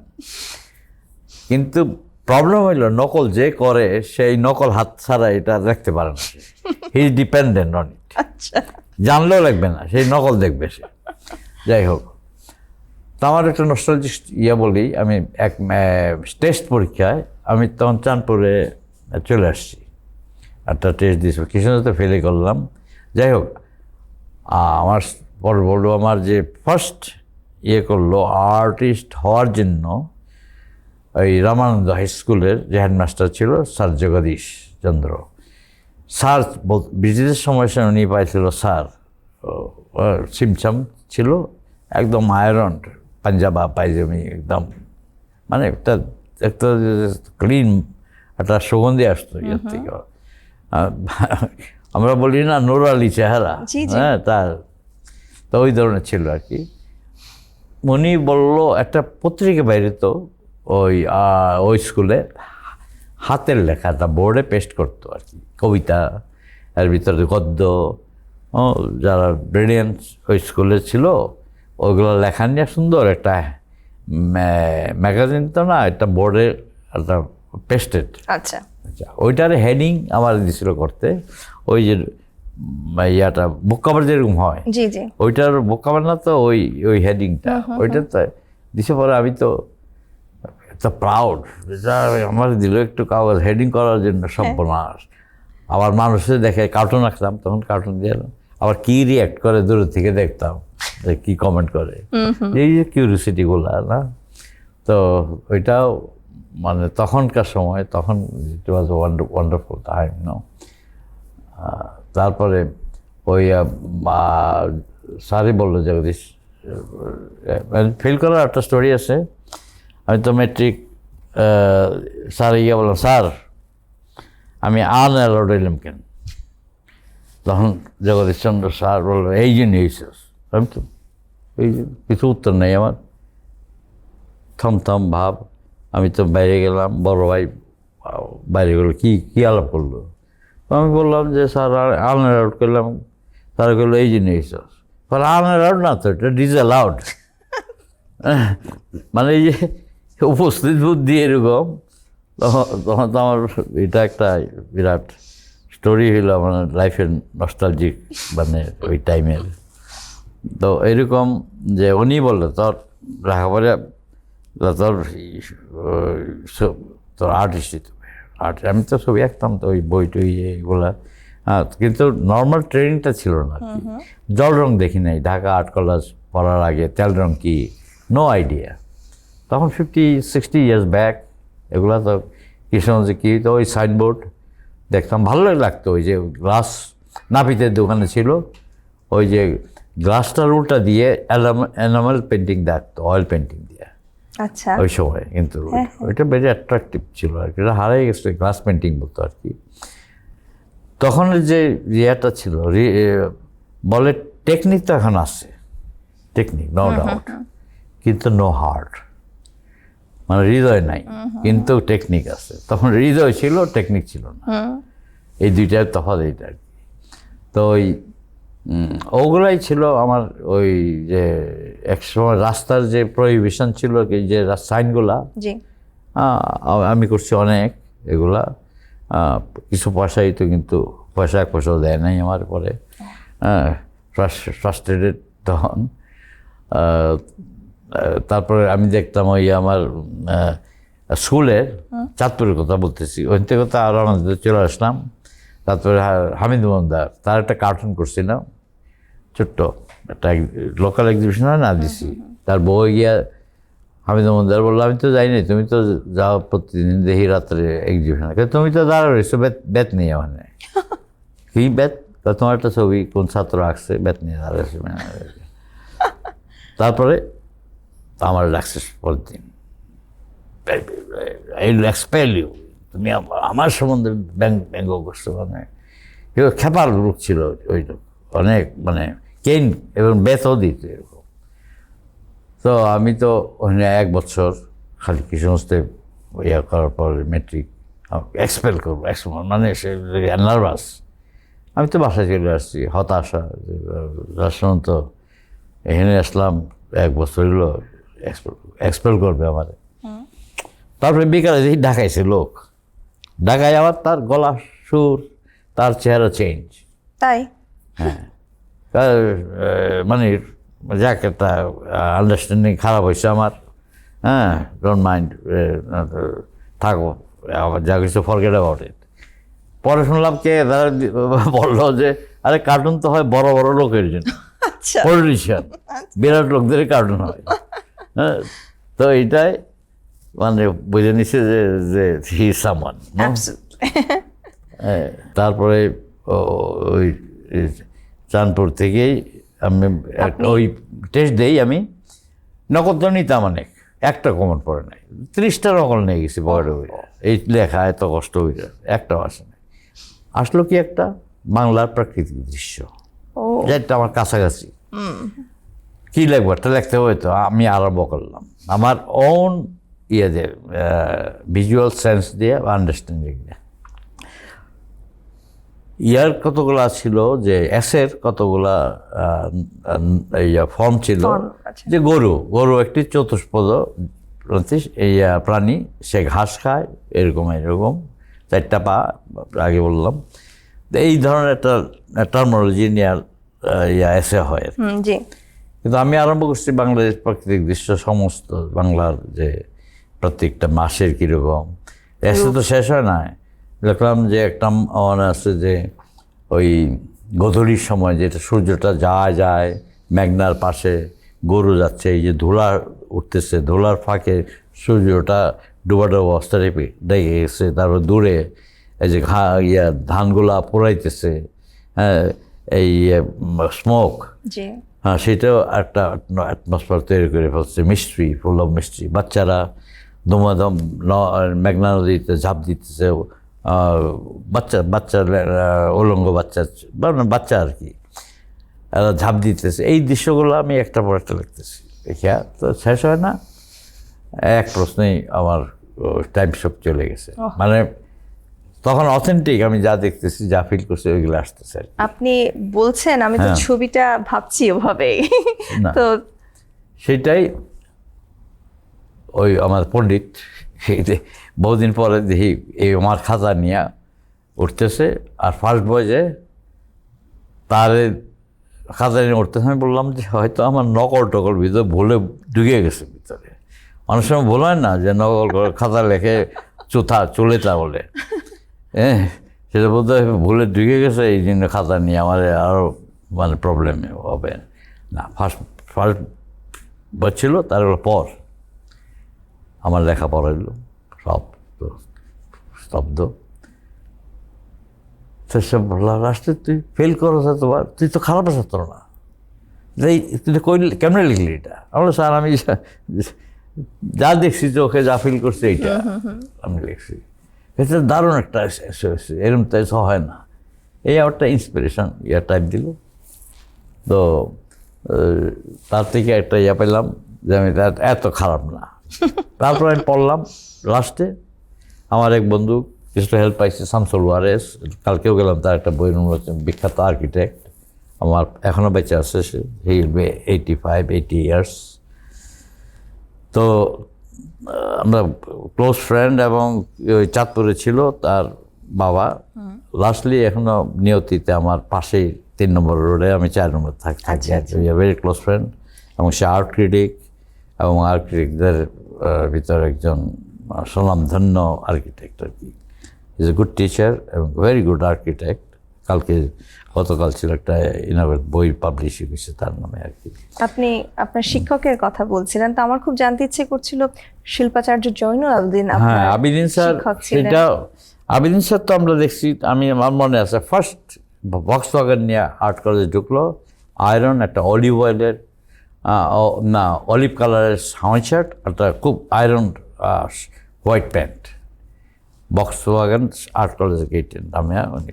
তখন কিন্তু টিচার না, উনি আসতো এমনি আর্টটা করার জন্য আর কি, কেয়ার করা, বাগান বা অন্য জিনিসগুলা ক্লিন কী হচ্ছে কিনা উন্নত করা, এই জন্য তার একটা স্পেশাল ছিল আর কি, ডিউটি, যে এইটাকে মেনটেন যারা করবে তারা বোঝানোর জন্য আর কি। যাই হোক, তো আবিদিন স্যারের তো কোনোদিন আসতো ক্লাসে, আইসা স্যার একটু দেখা যায় বুঝলে গেছি মিয়া, এগুলো তো মহিসিংয়ের কথাই বলতো আর কি, কারণ এগুলো করি তো স্যার, এগুলোর চর্চা নাই, যাক হি অ্যাভয়েডেড। কিন্তু বাসা যেতাম, দেলোয়ার বিল্লা, আমার একজন ক্লাসমেট ছিল, মারা গেছে, ইজ আর্টিস্ট। বাসার কাছে ছিল রাজলক্ষ্মী সিনেমা হল। জি। হ্যাঁ, তো সেখানে টিকিট কাছে দেলোয়ার, আমি স্যারের সাথে যাবো 3টা দুপুরে যাবো, ও কথার পরে সিনেমায় যাব। তো sir he love to talk, মানে এই যে আর্ট অফ টকিং বললাম না, হি রিয়েলি তার কথা শুনতে ভালো লাগতো। বিভিন্ন কথা, শিল্পীদের কথা, তার নিজের জোকও তোমার বললো, দেখো আমি বললো রং চিনি না, আমার বউ কয় আমি শাড়ি কিনতে নিয়ে এসেছি, শাড়ি এলো নাকি, এটা তোমার রং সম্বন্ধে কোনো সেন্সই নাই, এটা বকা 2টা দিচ্ছে, এই হাসলো আর কি উনি। যে তো ওই বাসায় যেতাম, তো সিনেমা তো শেষ না, কথা বলতে বলতে ঠিক 6টা বেজে গেছে, সিনেমা 6টা আরম্ভ হবে, আমি দেলোয়ার এই যেতে হবে, শোনো কথা শোনো, এই কথা কোথায় পাবা। যাই হোক, সিনেমাও গেল, আমরা ঠিক 6:30, সাড়ে নিজেই তার ধিক্ষার ছিল একটা মিষ্টি, বগায় হে তোমরা না বসে দিছে এখনো যাও নাই, মানে এই যে তার একটা ধিক্ষার, এটাও ভালো লাগতো আর কি। তারপর আমার একটা ছবি খুব প্রশংসা করছিল, কলা গাছের ওয়াটার কালার, সেকেন্ড ইয়ারে, যে ওয়াটার কালারটা ঠিক এইরকম হয়, এরকম। তখন টেলিভিশনে আর্টিস্ট নিত ফ্যামিলি প্ল্যানিংয়ে, দেখ আমাদের 200 টাকা বেতন, সেখানে 600 টাকা বেতন। আচ্ছা। হ্যাঁ, ফ্যামিলি প্ল্যানিং অনেক আর্টিস্ট ছিল, ভালো ভালো আর্টিস্ট। তো কেউ চলে গেল ওখানে, আমি স্যার বললো, আমারে বললো তুমি শিক্ষা ইয়েতেই থাকো, কারণ ওখানে তুমি অন্য একটা জগৎ, ছবি যদি আঁকতে চাও এডুকেশন টিচিং লাইফ থাকো। কিন্তু মনে মনে যদি হি সাপোর্টেড, আমি যে আর্ট কলেজে থাকি না, তো একদিন ঠিক ঠিকই সব আর্ট কলেজে আমার টিচার বানাইয়া নিজে ক্লাসে আসলো, আইসা সব বললো তুমি তোমরা ইয়ে করবা, ও নিয়ে নতুন তোমাদের টিচার। তা আমার প্রতি একটা স্পেশাল ইয়ে ছিল যে ছবি আঁকতাম তো দেখাইতাম, আর শিল্পীরা অবশ্য ভালো শিল্পীরা যারা, ওদের তো এইসব ফেভারিটিজম কিছু নাই, তাদের টার্গেট থাকে যে এই এর দ্বারা কিছু হবে বা এরকম একটা আচ্ছা সে ভালো ছবি আঁকবে, এটাই টিচার প্রাউড হয়। যেমন মোস্তফা মনোয়ার, জি উনি তো মারা গেলেন কয়েকদিন আগেই তাকে তিন হারালাম। চার দিন আগে হারালাম। ওটা আর্টিকেল লিখছিলাম, আমার শেষ শিক্ষক হারালাম, খুব সুন্দর। আমি বলবো যে ওনার থেকেও আমি অনেক অনেক কিছু পাইছি। উনি জলরঙের গোল্ড মেডেলিস্ট উনি।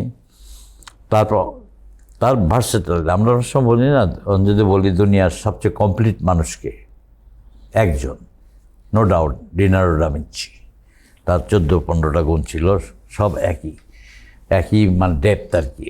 Surgeon, poet, writer, architect, artist, এই ধরনের আর কি।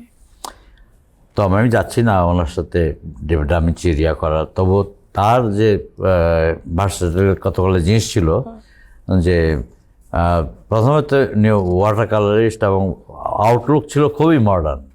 আমরা ওই সময় টিচার ছিল যারা একটু কনজারভেটিভ দৃষ্টিতে ইয়া করতে আর কি, জিনিসগুলো ভালো টিচার কিন্তু অন্য ওয়ে। কিন্তু উনি আয়সা একটা মডার্ন আউটলুক দেয়া, এগুলো জলরং হইলো কবিতা। এটা তুমি যদি 2 দিন আঁকো এটা তো নষ্ট হয়ে যাবে। সিম্পল একটা পানি দিয়ে একটা এই পেপার এই স্পেসে তুমি রং ছাড়াও তুমি গোতাও এটারে, হ্যাঁ, ইট উইল বি ডার্টি। জল কতগুলাই আছে, জল রং হবে ট্রান্সপারেন্ট, অতি অল্প কাজ। কবিতা যেমন অল্প কথায় অনেক কিছু বলা, একই রকম জল রং। তো এই ধরনের উপমানিত। আর অয়েল পেন্টিং হচ্ছে গদ্য, যত কাজ করবে এটার কোয়ালিটি বাড়বে, আচ্ছা যত কাজ করবে এটা, দিস ট্রু। তারপর তার সাথে ছবি আমরা স্টুডেন্ট কিন্তু ফ্রেন্ড হিসেবে ইয়ে করতো আর কি। উনিও ইয়াং ছিলেন। তার স্পেনে উনি একটা ব্রাশ দেখার কাজ করতো, ওই ব্রাশ কোনো সময় দেখি নাই, তখন কিন্তু বাংলাদেশে ওই ব্রাশ ছিল না, ফ্ল্যাট ব্রাশ।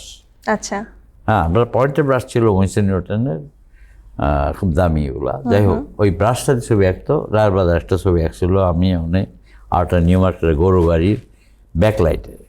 এই কয়েকটা ছবি আমরা বাসায় গিয়েও আমি উনি ছবি দেখাইতো আমাকে, কয়েকটা পেন্টিং টাচ উনি দিছে আমার পেন্টিংয়ে। তো ওনার যে প্রেজেন্ট ইন্টেলিজেন্স, এর ছবি আঁকা ছাড়াও ওনার যে আধিপত্য আছে রবীন্দ্রসঙ্গীত বা মিউজিক ওয়ার্ল্ডে, তারপর ডাইরেকশন, টেলিভিশন ডাইরেকশন, বা তখন তো স্টেজ ছিল না, তো ডিজিটাল কিছু না, 3টে শাড়ি দিলে সুন্দর একটা স্টেজ করে দিত। তারপর ওনার পাপেট শো, তারপর যে আর্টিস্টদের নিয়ে ইয়া করা, একটু সিমিলার না গ্যাদারিং করে যে কমিশন ওয়ার্কের অনেকগুলা প্রজেক্ট উনি করেছেন। এই এতগুলা গুণ, ঠিক আছে। আমি যখন স্পেনের লাস্ট উনি হয় আমার 25 ইয়ার্স ব্যাক আমার বাসায় ছিলেন উনি মাদ্রিদে। আচ্ছা আমি তো রিসিভ করছি এয়ারপোর্ট থেকে, গাড়ি নিজে ড্রাইভ করে নিজে নিয়ে আসছি আর কি বাসায়। আমার বাসায় কিন্তু বাংলাদেশে গেস্ট হাউস তখন ছিল, কারণ আমার বাসাটা বললাম 0 পয়েন্ট একদম। কত মানুষ ছিল। লাস্ট গেস্ট ছিল ফজল হাসান আবেদ, ওনার ওয়াইফ নিয়ে, বিখ্যাত লোক, যে কবরই ছিল 2বার গিয়ে। তারপর নূর আসাদুজ্জামান নূর 2বার, এইভাবে অনেক গেছে। তো আপনি একটু বলছিলেন আমাদেরকে অফ স্ক্রিনে আপনার এই কোটের গল্প, যেটা পড়ে আছে নাসাদুজ্জামান নূর। হ্যাঁ, আসতো ভাষায় এইটাই জ্যাকেট। তো আমি নূরে বলছি, প্রায় আসতো, নূর এটা নিয়ে যাও, এটা তোমার, এটা নিয়ে যাও। কিন্তু আমার কত লাইন আছে, এটা 15 দিন না নিলে এটা আমার হয়ে যায়। আচ্ছা বলছি না তুমি রেখে দাও, এটা ঠিক আছে, তোমার ভালো লাগলে রেখে দাও। আমার অল রাইট। হ্যাঁ, আমার জন্মদিনও লাস্ট ওই ইনসিডেন্টের আগে আসছিল, একাই ফুল টুল নিয়ে আসছিল।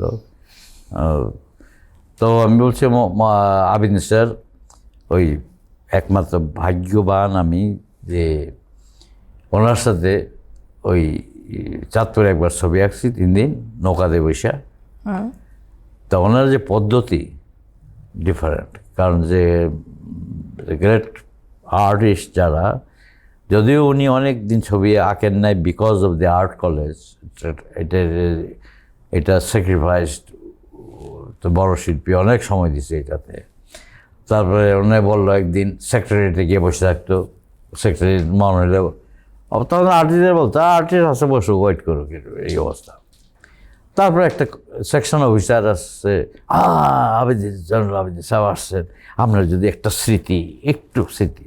আবেদিন সাহেব তো ঠিক আছে, কী করবে, বৈশাখী যখন আসছে নোট বই নিয়ে আসবে বা একটু আঁকে দিবে। তারপরে চিৎকার করে বলতে ওই সাথীটা নিয়ে আয় রে, সাথীটা। উনি তো বুঝতে পারেন না সাথীটা করবে কি, ছবি আঁকবো। সাথী আনসা করে, স্যার আমার সাথীটা যদি আমার নামটা লিখে দেন একটু। এইটা হতাশ, মানে বোকা হয়ে গেছে যে লাস্ট পর্যন্ত তার সাথীদের নাম লিখতে হবে না, এইগুলো। তারপরে আমার মাদাম লিউ শাওচি আসছিল, চায়নার চেয়ারম্যানের ওয়াইফ, একটা ওই বাংলাদেশে। তখন আর্ট কলেজ ছিল, এনি ফরেন ডেলিগেটরে ভিজিট করতে একটা গিফট দেওয়া হইতো। তো চীনের প্রধানমন্ত্রীর এই ওয়াইফে আমার একটা ওয়াটার কালার প্রেজেন্ট করা হয়েছে, আচ্ছা, উৎসব সহকারে। যাই হোক, এই ওয়াটার কালারের দাম কত? 200 টাকা। তা সেটা উনি যে সেক্রেটারিটা এই যে যারা বিল ইয়া করে, উনি 200 টাকা ছবি বেতন কত পায়? স্যারে বলো 200 টাকা, কয় 200 টাকার বেতনে একটা ছবি এতে নেবে। তারপর উনি যে খ্যাপা খেপছে ওখানে বইকা টইকা, আপনারা শিল্পরাও কন্ট্রোল করতে চান, ক্রিয়েটিভ ওয়ার্ক, আমরা কী পাইছেন? মানে ওই দিন উনি এত হিটেড হয়তো মানে আর সহ্য করতে পারেন নাই, যে একটা শিল্পীর কর্মক্ষেত্র তার ওই প্রাইজ দেয়া, সে মাস্টারি করবে 100 টাকা 150 টাকা, that's not question, creative work অন্য জিনিস। তো সেইটার জন্য উনি খুব হয়েছিল আর কি। আর চাঁদপুরে অনেক আমাদের স্টোরি আছে, চাঁদপুরের নদীতে যে ছবি আঁকলো পদ্ধতি, উনি কিন্তু অয়েল ব্রাশে ওয়াটার কালার করতো, আমরা তো অয়েল ব্রাশে করিনি। আচ্ছা, তার যে আছে ব্রাশ স্ট্রোক, ওগুলো আমরা তো এমনি খুব কবিতার মতো ছবি আঁকি, উনি না ভেরি বিগ ফোর্সফুলি আঁকতো আর কি। তারপর যেই রং আমরা কোনো দিন ম্যাগনার ভিতর ছবি, এটা ইয়েলো দিয়ে দিল, এরকম গ্যাম্বুজ রং। আচ্ছা, আমাদের স্যার ইয়েলো বোঝো না, এই যে একটা আলো গ্লো ইয়া দিচ্ছে, হোল নেচারটা একটা গ্লো, দ্যাট মিনস একটা লাইট আসতেছে অদ্ভুত, যেটা তুমি ওই নিচের থেকে এই রঙটা, এরপরে প্রোশিয়ান ব্লু দুইটা। আমরা এই দুইটাই কন্ট্রোল করা মুশকিল। কতগুলো রং আছে, ওয়াটার কালার আমি তো অনেক করছি, অনেক। এই দুইটা জিনিসে উনি ম্যানেজ করতো, একটা নিউট্রাল টিন নৌকার নিচে দিয়ে দিত, আর গ্যাম্বোটা চড়াই হলো। তাই যে কন্ট্রোল করা, এত বছর ছবি একা নাই, যে মাইস্ট্রাল বলে, মাইস্ট্রো বলে ল্যাটিন ওয়ার্ডে গুরু, যে তার করণে কিন্তু ভুলে নাই। স্যার আপনি এত গল্প আমাদেরকে বলছেন, প্রত্যেকটা মুহূর্ত আমার মনে হচ্ছে যেন আমি একটা জীবন্ত আর্ট টিচার আমার সামনে, পুরো আর্টের ক্লাস আমার সামনে তুলে ধরেছেন। এত মানুষের সাথে আপনার পরিচয় হয়েছে এই পুরো জার্নিতে। একটু আপনাকে পিছনে নিয়ে যাব। আপনার মেট্রিক পরীক্ষার কথা বলেছিলেন, সেইখান থেকে আর্ট কলেজে প্রবেশ করা, ওই জার্নিটা কিভাবে হলো এবং আপনার বাবা মা আপনাকে সেই ক্ষেত্রে কিভাবে ইন্সপিরেশন দিয়েছেন বা তাদের অন্যান্য কোনো মতামত ছিল? আর্ট কলেজের যে বাবা মার কিন্তু মৌন সম্মতি ছিল, এত সবসময় মা কিন্তু প্রোটেক্ট করে, বাবা থাপ্পড় দিলে সেখানে গিয়ে মা গিয়ে প্রোটেক্ট করে, সব কেসে গিয়ে অন্যরকম একটা পার্সোনালিটি থাকে।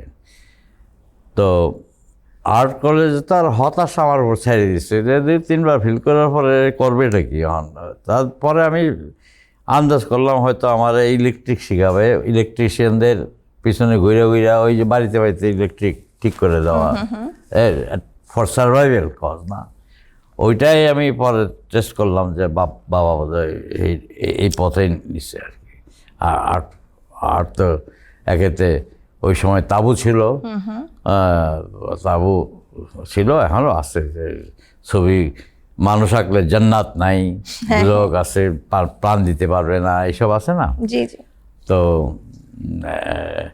সেটা তো খালি ইয়ে না যে মুসলিম ওয়ার্ল্ডে যত আর্ট নন অ্যাবস্ট্রাক্ট মিনস ক্যালিগ্রাফি, কোনো রকম ইমেজ প্রহিবিটেড।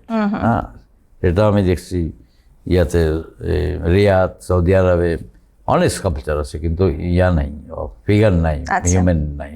কিন্তু বাগদাদে ছিল একটা, আমি দেখতাম যে ইমেজ ওরা।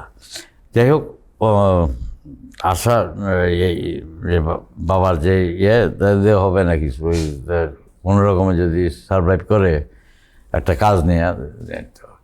কিন্তু লাস্টে আমার ডিসাইডেড যে এইবার যদি আমি পাস না করি, I am finished. That means art college আমার ঢোকা, মেট্রিক পাস করতেই হবে। তখন মেট্রিক স্যার না, যে ওই যে পড়লাম, লাস্টে আমার ফার্স্ট ডিভিশন ছিল 9-10 পয়েন্টের মতো আর কি, শর্ট ছিল। তখন তো মাস্টার বললো, তুই তো খারাপ ছাত্র না, হ্যাঁ, খালি এই তোমরা যে ইয়ে করছো, পড়াশোনা তো করছ না। আমি তো জানে যে আমি পরীক্ষার রাত্রে আমি ছবি আঁকতেছি রিক্সার পিছনে, অনেক ছবি আঁকছি রিক্সার পিছনে। বডিতে একটা ছবি আঁকছি, আমার মনে আছে বহুত দিন হয়, মিনা কুমারী বোধহয় বিনা নিয়ে এসছে, বহুত নাম করেছে, খুব নাম করেছে, নাম বহুত দিন হয়ে সেটাতে। তো আমি প্রাউড, রিক্সাওয়ালা আমার খালি নিয়ে যেত, এই ওটা আর্টিস্ট, রিক্সা ফ্রি, যখন রিক্সা খালি হইতো। তো এইগুলো স্টোরিগুলো আমার মনে আছে। আর ঘুড়ি ছিল আমার ইয়ে বানানো, এবং কাইট এখনও কৃষ্ণগঞ্জে আছে এই কম্পিটিশান। তো দেওয়ান সবের একটা ছেলে, দেওয়ান, সে ঘুড়িতে 10 টাকার একটা নোট লাগাইতো। এই ঘুড়ি কাটলে কইটে গেলে দেখলাম যে 500 লোক ওই ঘুড়ির দৌড়াইতেছে এই ঘুড়িটার জন্য, মানে টু কিউর দ্য মানি, নেওয়ার জন্য। তো এইগুলো অনেক স্টোরি আসতে, ওগুলো অনেক সময় মনে হয়, অনেক সময় ভুলে যাই আর কি। তো লাস্টে আমি ওই আর্ট কলেজে ইয়া করলাম, টেস্টের জন্য আসলাম। টেস্টে কী দিল, একটা মাটির খোড়া। আমি বললাম, আর্ট কলেজে এসে এটা পেন্সিল দিয়ে একটা খোড়া আঁকতে হইব, এটা একটা হইলো নাকি? আমরা তো আর্টিস্ট হয়ে আসছি। আর্টিস্ট মানে সবাই, মানে যে প্রফেশন থেকে আসছে, এক একজনের একটা স্টোরি আছে। হ্যাঁ, ছবি আঁকছি অনেক। আর্ট কলেজে ঢুকে বার্নার্স শো, রবীন্দ্রনাথ, জিন্না, রবীন্দ্রনাথ, নজরুল, সেটা গ্রাফিক সিস্টেম ইয়ে করে আর কি, কপি করা, এগুলো ছিল। এগুলো তো ওই পর্যায়ে পড়ে না। আমাদের আর্ট কলেজ সিস্টেম ঢুকে দেখলে আমাদের পেন্সিল দিয়ে ছবি আঁকবে 1 বছর, আর কিছু দিবে না, মানে একটু হতাশা ইয়া ছিল তখন। এটা ছিল এখনও, কিন্তু ব্রিটিশ ইয়ে রয়্যাল স্কুল অফ আর্ট, এটার সিলেবাস দিয়ে এখনও শেখানো হয়। আচ্ছা আচ্ছা। আমাদের চেঞ্জ হয়নি। আর্ট কলেজ তো চলে আসলাম। তারপরে মামা থাকতো ইয়েতে, গ্রিন টাওয়ার, এখন এটা ইয়েতে গ্রিন রোডে। একটা বাসা ছিল 10 কাঠার উপর একটা বাসা। এখন ওই স্পেসে 65 হাউজেস। আমি তো গাড়িতে আসার সময় ওই টকিং যে মানুষ ঢাকায় যে লাইফস্টাইল কীরকম হয়ে গেছে, কীরকম। আমরা আগে ঠাট্টা করতাম, মানুষ এই ফ্ল্যাট দেখলে যে আজিমপুর কলোনি, 3-4টা বিল্ডিং ছিল ঢাকায়, 2 কলোনিগুলো, এই যে আজিমপুর কলোনি, মতিঝিল কলোনি, আর ইস্পানি কলোনি, আর বাংলাদেশ ব্যাংক, আর 2-একটা মানে হাইয়ার বিল্ডিং। আমরা তো এই মৌমাছির খুপড়িতে মানুষ কীভাবে থাকে আমরা ঠাট্টা করতাম আর কি। এখন তো দেখি নো ওয়ে, এটাই লাইফের এখন এটাই মানে সেফেস্ট প্লেস না। তো এইগুলো আমরা আসলে হিউম্যান, আমরা যারা অ্যাডপ্ট করে নিই লাইফ, অ্যাডপশান। আজকে এই যে পাখি যেমন অ্যাডপ্ট করে, সিগাল আগে সমুদ্রের পিছনে ঢুকতো, মাছ খেত, এখন সিগাল এই গার্বেজে গিয়ে মাছ খুঁজে, নারী বুড়ি খুঁজে। বান্দর ভেজিটেরিয়ান, কিন্তু নাও এখন সে ফল নাই, বসে থাকে নদীর ধারে, কোনো বক ধরে এটা চিল্লা ফিল্লা আবার এই যে ইয়ে হচ্ছে মডিফাই হইতেছে লাইফ, জি এবং এই যে জীবনের সাথে সাথে অনেক ট্রান্সফর্ম হইতেছে নতুন কিছু। এটাই হলো মিস্ট্রি অফ দি লাইফ। না, হিউম্যান থেকে অ্যানিম্যাল সব একই ব্যাপার না। আর্ট কলেজে যে আমার মেমোরি আছে, এক একজন টিচারের উপর এক একজন আমরা শরীফ মিয়ার একটা ছিল ক্যান্টিন, সেখানে বিরিয়ানি 8 আনা কইরা বিরিয়ানি, 8 আনা মিনিট 1 টাকার অর্ধেক। জি কিন্তু এই লোকটা হিউম্যান কম্পিউটার। সে যদি আমি খাইতাম 3 দিন, শনিবার বা বৃহস্পতিবার বা ভাঙিয়ে খাইতাম, পয়সা দিতাম না তো। পরে এই আপনার হয়েছে 2 টাকা 8 আনা। আচ্ছা কারেক্ট। হয়তো 1 মাস চলে গেছে, কীভাবে এতগুলো লোকের খাচ্ছে, পয়সা নিতেছে। অনেক সময় চিন্তা করছে এই লোকটা খুব সাদার খাসি বিরিয়ানি করতো, 8 আনা একটা ছোটো প্লেট দিত, তো কীভাবে মনে রাখতো এগুলা? তো এটা অসম্ভব কতগুলো জিনিস। নর্মাল লোক, তখন তো কম্পিউটার ইনভেন্টই হয় নাই, এই যে হিউম্যান কম্পিউটার বলে অনেক, যারা অনেক এক্সট্রাঅর্ডিনারি একটা ক্যাপাসিটি থাকে ওদের বিচারিয়ে। তারপরে আর্ট করে তো বহু এই কাজ করতে হয়েছে।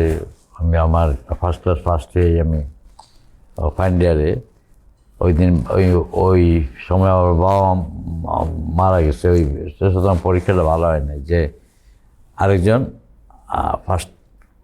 ফার্স্ট ক্লাস ফার্স্ট হয়ে গেল, নাসির মারা গেছে, নাসির বিশ্বাস, সে ভালো আর্টিস্ট ছিল। তখন আর্ট কলেজ একটা মিটিং, তখন ইউনিভার্সিটি ঢুকে নাই, কিন্তু যা আমার বললো সেকেন্ডে দেওয়া যায় না, কারণ এত কাজ করছি আমি, সবসময় মেনটেন করছি ডিসিপ্লিন, এত ছবি আঁকা, এত আমার উপর, যে বিকজ অফ সার্টেন অকেশন তার বাবা মারা যা পরীক্ষা টরীক্ষা ভালো হয় নাই, হয় নাই। Lastly we got both first class first, দুইজনের ফার্স্ট ক্লাস ফার্স্ট দিল আর কি। তারপর আমার তো টিচিং লাইফ আরম্ভ। আমার করতে হয় নাই, কোনো টেস্ট ফেস্ট কিছু না, অটোমেটিক্যালি ওই আর্ট কলেজে আবেদিন স্যারই বলতো যে তুমি থাকো এখানে, ছবি টবি আঁকতে পারবে, এই আর কি। এখন আমি অনেক সময় চিন্তা করি যে আজকে যদি আমি স্পেনে না থাকতাম এই 50টা বছর, কী হইতো? এইটাও ঠিক যে বাইরে গেলে আর্টিস্ট যে ভালো ছবি আঁকবে এটা কোনো নাই, অনেকেই যায়, কিন্তু এই 3 মাসে স্কলারশিপে গেল বা 1 বছর, এই 3 মাস 4 মাসে করবেটা কি? একমাত্র তার মিউজিয়ামগুলো দেখা, ভিজুয়াল সেন্সটাকে ওয়াইড করা, আর অন্য কেউ কিছু করে না, ওই কোনোরকমে থেকে চলে আসে। কারণ ইউরোপ ইজ নট ইজি। একটা লোক একটা স্কলারশিপ ফাইন্যান্সিয়াল সাপোর্ট না হলে অসম্ভব থাকা হবে না, এটা প্র্যাকটিক্যাল জিনিস এটা। তো সেটা সেই জিনিস বেশি আর্টিস্ট থাকতে পারে না, সব চলে আসে দেশে। তো সেটার জন্য আই ফট ফর ইট, এটা আমি বিল্ড করছি আমার স্পেস নিজের। এটা যে আমাকে এভাবে ফ্রিলি কেউ দিছে নো। এবং বাইরে একটা জিনিস আছে, the French government always protect the French artist, not outside. Outside করে যখন ওকে ডিঙ্গায় চলে গেছে, তার 10 টাইমস বেটার কাজ করিয়া প্রুভ করতে হয়েছে যে I am better than him, then he accepted. এবং এত সহজ না এগুলো, কিন্তু থাকা উচিত না শিল্পের ক্ষেত্রে।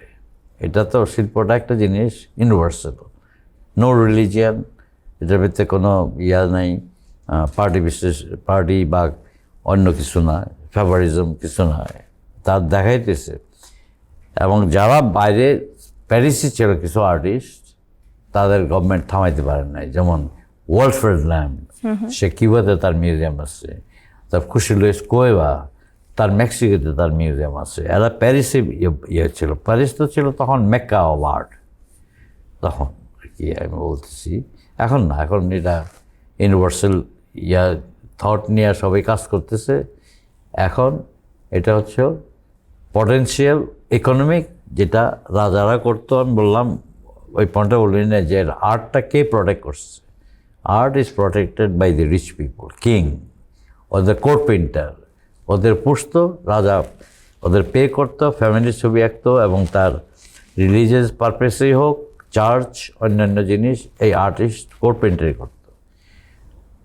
সাবজেক্ট ছিল ওদের বাইবেলিক, বাইরে যেতে পারতো না আর কি। যাই হোক, তো সেটা আজ 500 বছর পরে কিছু চেঞ্জ হয়নি। আচ্ছা, হ্যাঁ, এটা চলে আসছে ওই রাজাদের হাত থেকে বিরাট বিরাট corporate, McDonald, Coca Cola, Philip Morris, আরও বিরাট বিরাট কোম্পানির হাতে। কারণ they can only can protect. এই যে আর্ট ফেয়ার হচ্ছে, হচ্ছে, গভর্নমেন্টে কটা পয়সা দেয়, কিছু না, সব প্রাইভেট কোম্পানি যারা মেনটেন করতেছে আর কি।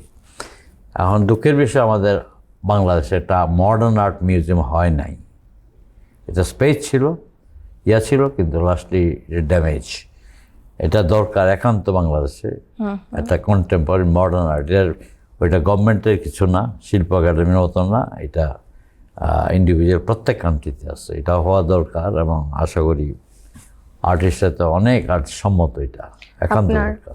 এই কথা যেন আমাদের সরকারের কাছে পৌঁছায়, এবং আমরাও যেন তেমন একটি এক্সপিরিয়েন্স নিতে পারি যেটা দেশের বাইরে গিয়ে আমরা নেই। আমাদের প্রথমেই দেখার মধ্যে মিউজিয়ামগুলোই থাকে, তো সেটা যেন বাংলাদেশের ক্ষেত্রেও হয়, এটাই আশা করবো না, স্যার। বাংলাদেশের আর্ট এখন বাইরে যাচ্ছে, আর্ট ফেয়ারে, ভেনিস ফেয়ারে যাচ্ছে, ইম্পর্টেন্ট 6 মান্থস এটা থাকে।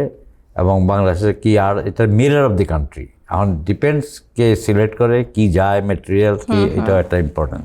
এখনকার আমি যে আসি বাংলাদেশে, আমি আসছিলাম 3 মাসের জন্য, 6 years ব্যাক। 3 মাস পরে চলে যাবো। আমি নর্মালি আসতাম 3 মাস 2 মাসের জন্য, আবার স্পেনে ব্যাক করতাম। আচ্ছা, এটা এক্সিবিশন করে যেতাম। এটা লাস্ট ইয়াতে আমি আইসা এখানে হঠাৎ করে আমার ইচ্ছাই হোক অনিচ্ছাই হোক আরম্ভ করছি এত কাজ, মানে ননস্টপ। আর কাজগুলা করতে যেগুলা, সেগুলা আমি তো বহুদিন এক্সিবিশন করি না, করার ইচ্ছাও নেই। কারণ আমি বলতেছি, আমি যেসব কাজ করতেছি এগুলা অভ্যাসের বাইরে।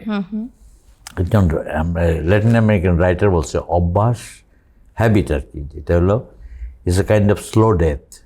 মানে উইদাউট নোয়িং, মানে পার্টলি ইউর বডির ফাঙ্গাস ধরে, শাওলা, একই জিনিস, মনোটোনাস। আমি একই আসতেছি গাড়ি করে, আমার অফিসে একই চেয়ার বসছি, যে আমার বাড়িতে একই আমার চেয়ার আছে, ডাইনিং।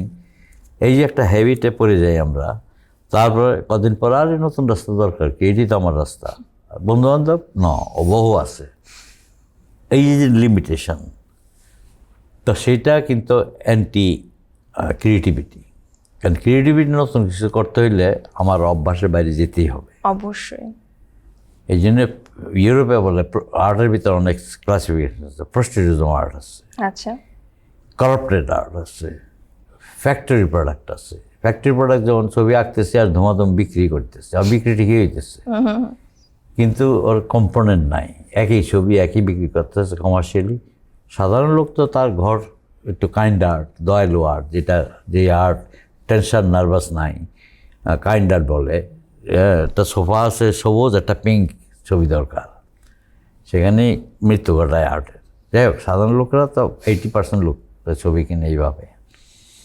তো আমি বলতেছি যে এখন আমি করতেছি অনেকগুলা, যা পাই এনি সারপ্রাইজ।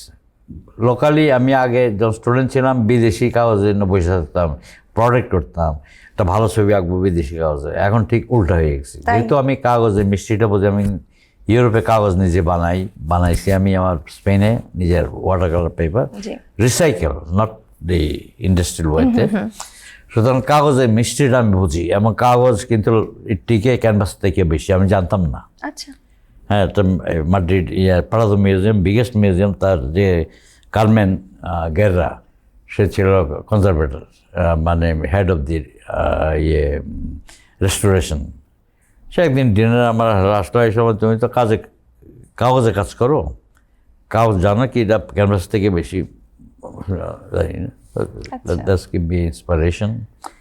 এখন আমি কাজ করতেছি এনি সারফেস। এই যে একটা হ্যান্ডে একটা বই আছে বা একটা এই বোর্ডটাতে, এটা বাসায় নিয়ে একটা ছবি আঁকে বলবো, বা একটা ইভেন ইনভিটেশন কার্ড গভর্নমেন্টে পাঠাইতো আমার 21 পদক বা অন্যান্য জন্য জি। ইফতারে দাওয়াত করতো গভর্নমেন্ট হাউস, এই যে কার্ড পাঠায় এই কার্ডও বন্ধ করে, মানে যে এনি সারফেস দ্য পেপারে নিউজ পেপারে ছবি আঁকি কিন্তু ক্যানভাসে পেস্ট করতে হয়। যেহেতু আমাদের দেশ এইটাও ইয়ে করা দরকার যে সবাই জিজ্ঞেস ছবিটা কয়দিন থাকবে, আমি বলি আপনি কীভাবে রাখবেন, ডিপেন্ডস। আমরা বাংলাদেশ ছিল ওয়ার্ল্ডের ওয়ার্স্ট কান্ট্রি, সবচেয়ে খারাপ দেশ ছবি এইসব পেন্টিং ধ্বংস হওয়ার কারণ এত হিউমিডিটি, এত ধুলা, যে আমাদের সি লেভেল একটা দেশ, জি। রোগের যত ডিপো, মাকড়সা থেকে আরম্ভ করে পিঁপড়া ছবি খেয়ে ফেলে সব। সেকেন্ডলি টিকে যারা ছবি যত্ন নিবে, এটা ছবির একদিন বালু না ঘর পরিষ্কার করলে দেখা যায় টেবিলের উপরে এতগুলো বালু জমে রয়েছে, জি। 8 তলা হোক 10 তলা হোক একই ব্যাপার, তাই না? এখন ছবিটা একটা ফ্ল্যাট, একটু রাফ হইলে ছবিতে। তারপর কিচেন আছে, কিচেন দূরে থাকলে ওই যে রান্না বান্না হইতেছে, তা কাঁচ ফ্রেম দেখা গেল 2 মাস পরে কাঁচের উপর একটা তেল একদম। তাই না? তো এইগুলো তো সাধারণ লোকে দেখে না, যে ছবি কিনছে আগে দড়ি দিয়ে ঝুলাই, তো যাই হোক এখন দড়ি দিয়ে ঝোলায় না, একটা প্যারেক দিয়ে, অফল জিনিস। তো এখন আস্তে আস্তে এই যে অ্যাপার্টমেন্ট বিল্ডিং হচ্ছে, অফিস হচ্ছে, রুচি আস্তে আস্তে কিছুটা, বিশেষ করে গার্মেন্টের লোক যারা রিচ পিপল, যাদের ওরা বেশিরভাগ এখন ছবি টবি ওরা করে আর কি, বাড়িতে করে, তারপরে দেখা দেখি তার ফ্যামিলি, আমারও ছবি লাগবে নতুন অ্যাপার্টমেন্টে দেখে না, this is good for us, হ্যাঁ। কারণ ছবি যত ধনী হোক একটা ফ্যামিলির ছেলে আর্টিস্ট, সে একটা এক্সিবিশন করলে যদি ছবি বিক্রি না হয় সে হতাশা। কারণ সিম্পল সাইকোলজি, আমি ছবি আঁকি, লোক পছন্দ হয় না, এই জন্যই কিনে নাই। যদিও এটা ট্রু না, তবু তার এই সাইকোলজিটা আসে। যাই হোক, আমি বলতেছি আমার নিজের কাজে হঠাৎ আটকে গেছি। আমি লাস্ট 5-6 ইয়ার্সের পর আমি গেছি স্পেনে, আমেরিকাতে একটা এক্সিবিশন ছিল, আর লন্ডনে, ওইটার পথে আমি স্পেন আমার বাড়ি থেকে ঘুরে আসছি। এখন সময় নয় বোধহয় আমার কবর হতে এখানে ঘুরতেছি আমি, কারণ আমি বলি 10,000 ছবি আমি আঁকতেছি বিভিন্ন ওই যে ক্যাটালগ, এশিয়ান বিনারের catalogue, B3 magazine, showcase magazine, any magazine আমি বন্ধ করে দিই। বন্ধ করে কিছু রাখি ছবি, যেগুলো ক্রিয়েটিভ প্রসেসটাই হইতেছে আমি যা করি তার বাইরে কিছু করতে পারি কিনা। অবশ্যই। নাহলে তো এটা ফ্যাক্টরি প্রোডাক্ট রাখতেছি আর বিক্রি করতেছি, তাহলে চালের দোকান দেওয়াই ভালো, একই জিনিস আমার কাছে। ছবিটা এই যে ক্রিয়েটিভ প্রসেস, এইটা না হইলে এই আমি অপেক্ষা করতেছি, এই যে 50টা ছবি আসলে একটা তো আমাকে সারপ্রাইজ দিবে। অবশ্যই। হ্যাঁ, সারপ্রাইজ দিবে, কিছু ঘটতেছে নাকি, ইমেজ হইতে পারে, টেকনিক্যালি হইতে পারে, রঙের হইতে পারে, শেপ, কালার, ফর্ম, অনেক কিছু আসছে না। তো ওই যে একটা আনন্দ ওই সময় যে একটা কিছু ঘটলে, that is the short pleasure, মানে আনন্দটা এটা স্থায়ী হয় না। কিন্তু ওই আনন্দ থাকলে তার ছবি হবে না। ছবি আমি সবসময় বলি it is more jealous than women. ও আচ্ছা। হ্যাঁ, it is dumb but he is more jealous. না, এটা সিম্বল কি বলি যে ছবি আঁকার একটা মেডিটেটিভ, এটা লটারি না আমি রং ছাড়িয়ে দিলাম নিজে নিজে হলো, হয় না। ছবি ব্লকেজ আসে, আইডিয়া থাকে না, too much idea is also bad. আমি একটু স্পেসে আমার 100টা আইডিয়া, আমি কি আঁকবো, আই গেট টায়ার্ড, চিন্তা কর আঁকার আগে। জি। আবার অনেক সময় অনেক ছবি আঁকার পরে আমার এমটি ব্রেন, আমার কিছু নেই, কোনো আইডিয়া নেই। তো এইগুলো রিয়েলিটি এবং এগুলো ঘটে সব শিল্পীদেরই। এখন ওই যে ওয়ার্ল্ড এখন যে টেন্ডেন্সি চলছে, সবাই কিছু একটা নতুন চায়, নতুন। আর্টের ভিতরে আছে অনেক art, good art but dead art, এটা মরে গেছে, নোবডি ইন্টারেস্টেড। তা অনেক মরা আর্ট নিয়ে অনেক গ্র্যাব হইয়া থাকে, মানে ক্লাসিক মাইন্ড আছে অনেক, ঠিক আছে, এটা তো ইন্ডিভিজুয়াল চয়েস। আমি বলতেছি না যে ওল্ড হাউসই খারাপ, তাই তো বলতো এটা বিথোফেন, মোজার্ট, এরা তো ওল্ড, ওদের মিউজিক, হ্যাঁ এরা তো থাকবেই কোনো সময়, দ্যাট ইজ আজীবন থাকবে। সুতরাং গুড জিনিসগুলা থেকে যাবে, আর যেগুলা মানে বাই টাইম, সেটা একটা লং প্রসেস, লং ইতিহাস। এবং এখন যারা আছে, আমি সবসময় চিন্তা করি কসমিক ওয়ার্ল্ড নিয়ে, পৃথিবীর বয়স কত, নোবডি নোস। কেউ বলে 80 বিলিয়ন ইয়ার্স, কেউ করে 80 মিলিয়ন ইয়ার্স। এর ভিতরে কত সিভিলাইজেশন ধ্বংস হয়েছে, কতগুলা হয়তো আমাদের চেয়ে অনেক অ্যাডভান্স সিভিলাইজেশন ছিল, যেগুলা কোনো ট্রেসই নেই। তো এইগুলো যদি এখন নাসার বিখ্যাত বিখ্যাত সায়েন্টিস্ট বা ম্যাথামেটিশিয়ান যারা এই নক্ষত্র গ্রহণকে গবেষণা করে, লাস্টলি যখন আর অঙ্ক মিলে না, তখন বলে ওরা পাগল হয়ে যায়, না ধার্মিক হয়ে যায়। আচ্ছা, কারণ মিস্ট্রি এটা যে আমরা কয়জন চিন্তা করি সকালে ওইটা দুনিয়া সম্বন্ধে, আমরা যে একটা ফ্লোটিং ভাসতেছি। তারপর দূরের কথা যে কসমিক ওয়ার্ল্ড, কসমিক ওয়ার্ল্ড সেখানে ছবি দেখলে মনে হয় আমাদের দুনিয়াটা একটা চালের সমানও না, একটা সুগার গ্রেনের। ব্যাড থিং এইটার ভিতরে কত মারামারি যুদ্ধ। হ্যাঁ, লাস্টলি আমার তো বলি dust into dust everything. Sir আমরা কথোপকথনের শেষ প্রান্তে চলে এসেছি। খুব জানতে ইচ্ছে করছে এখন কি ছবি আঁকা হচ্ছে?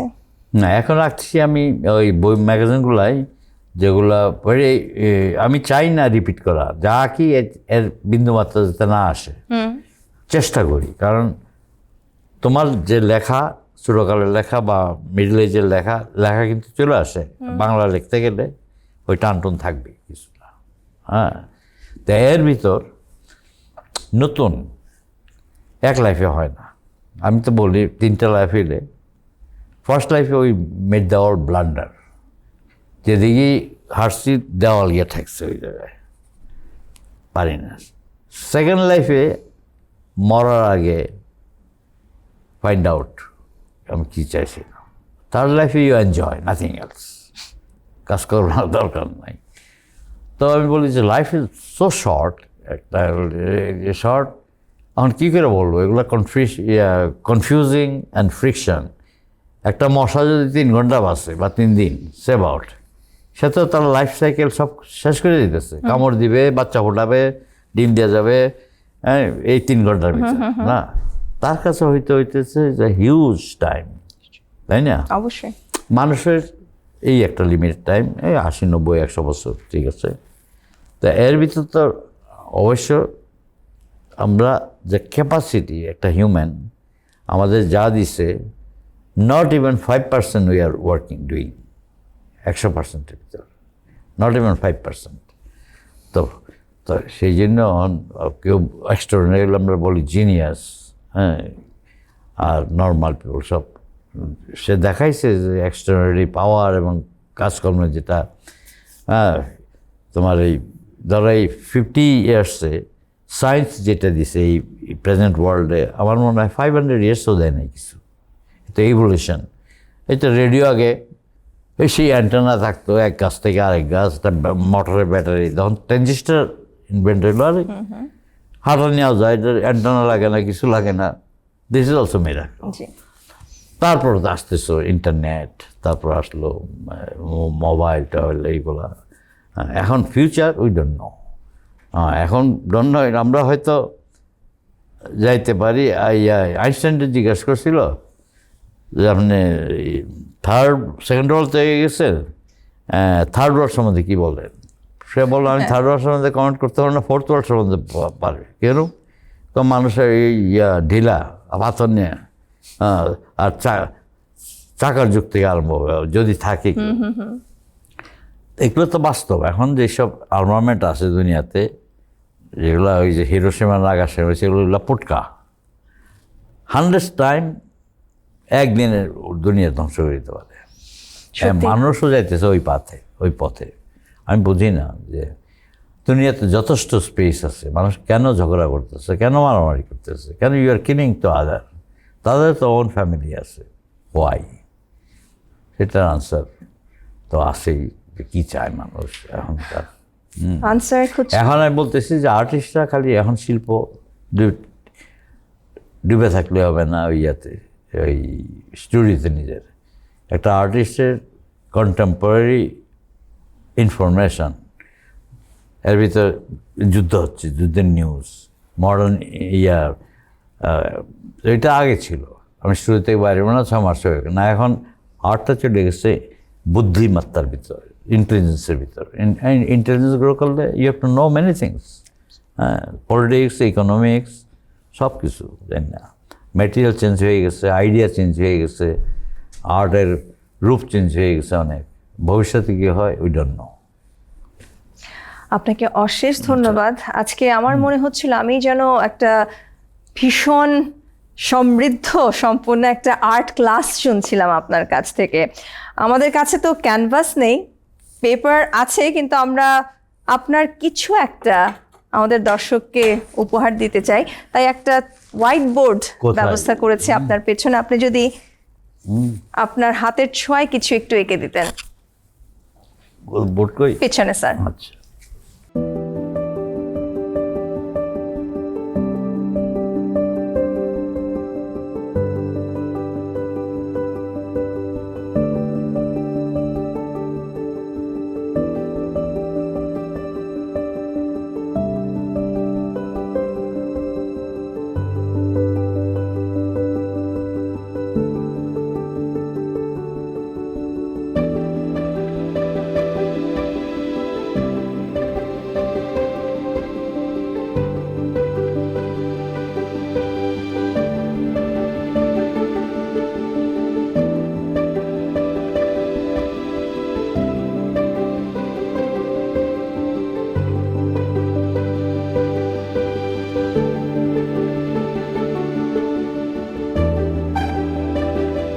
স্যার অশেষ ধন্যবাদ।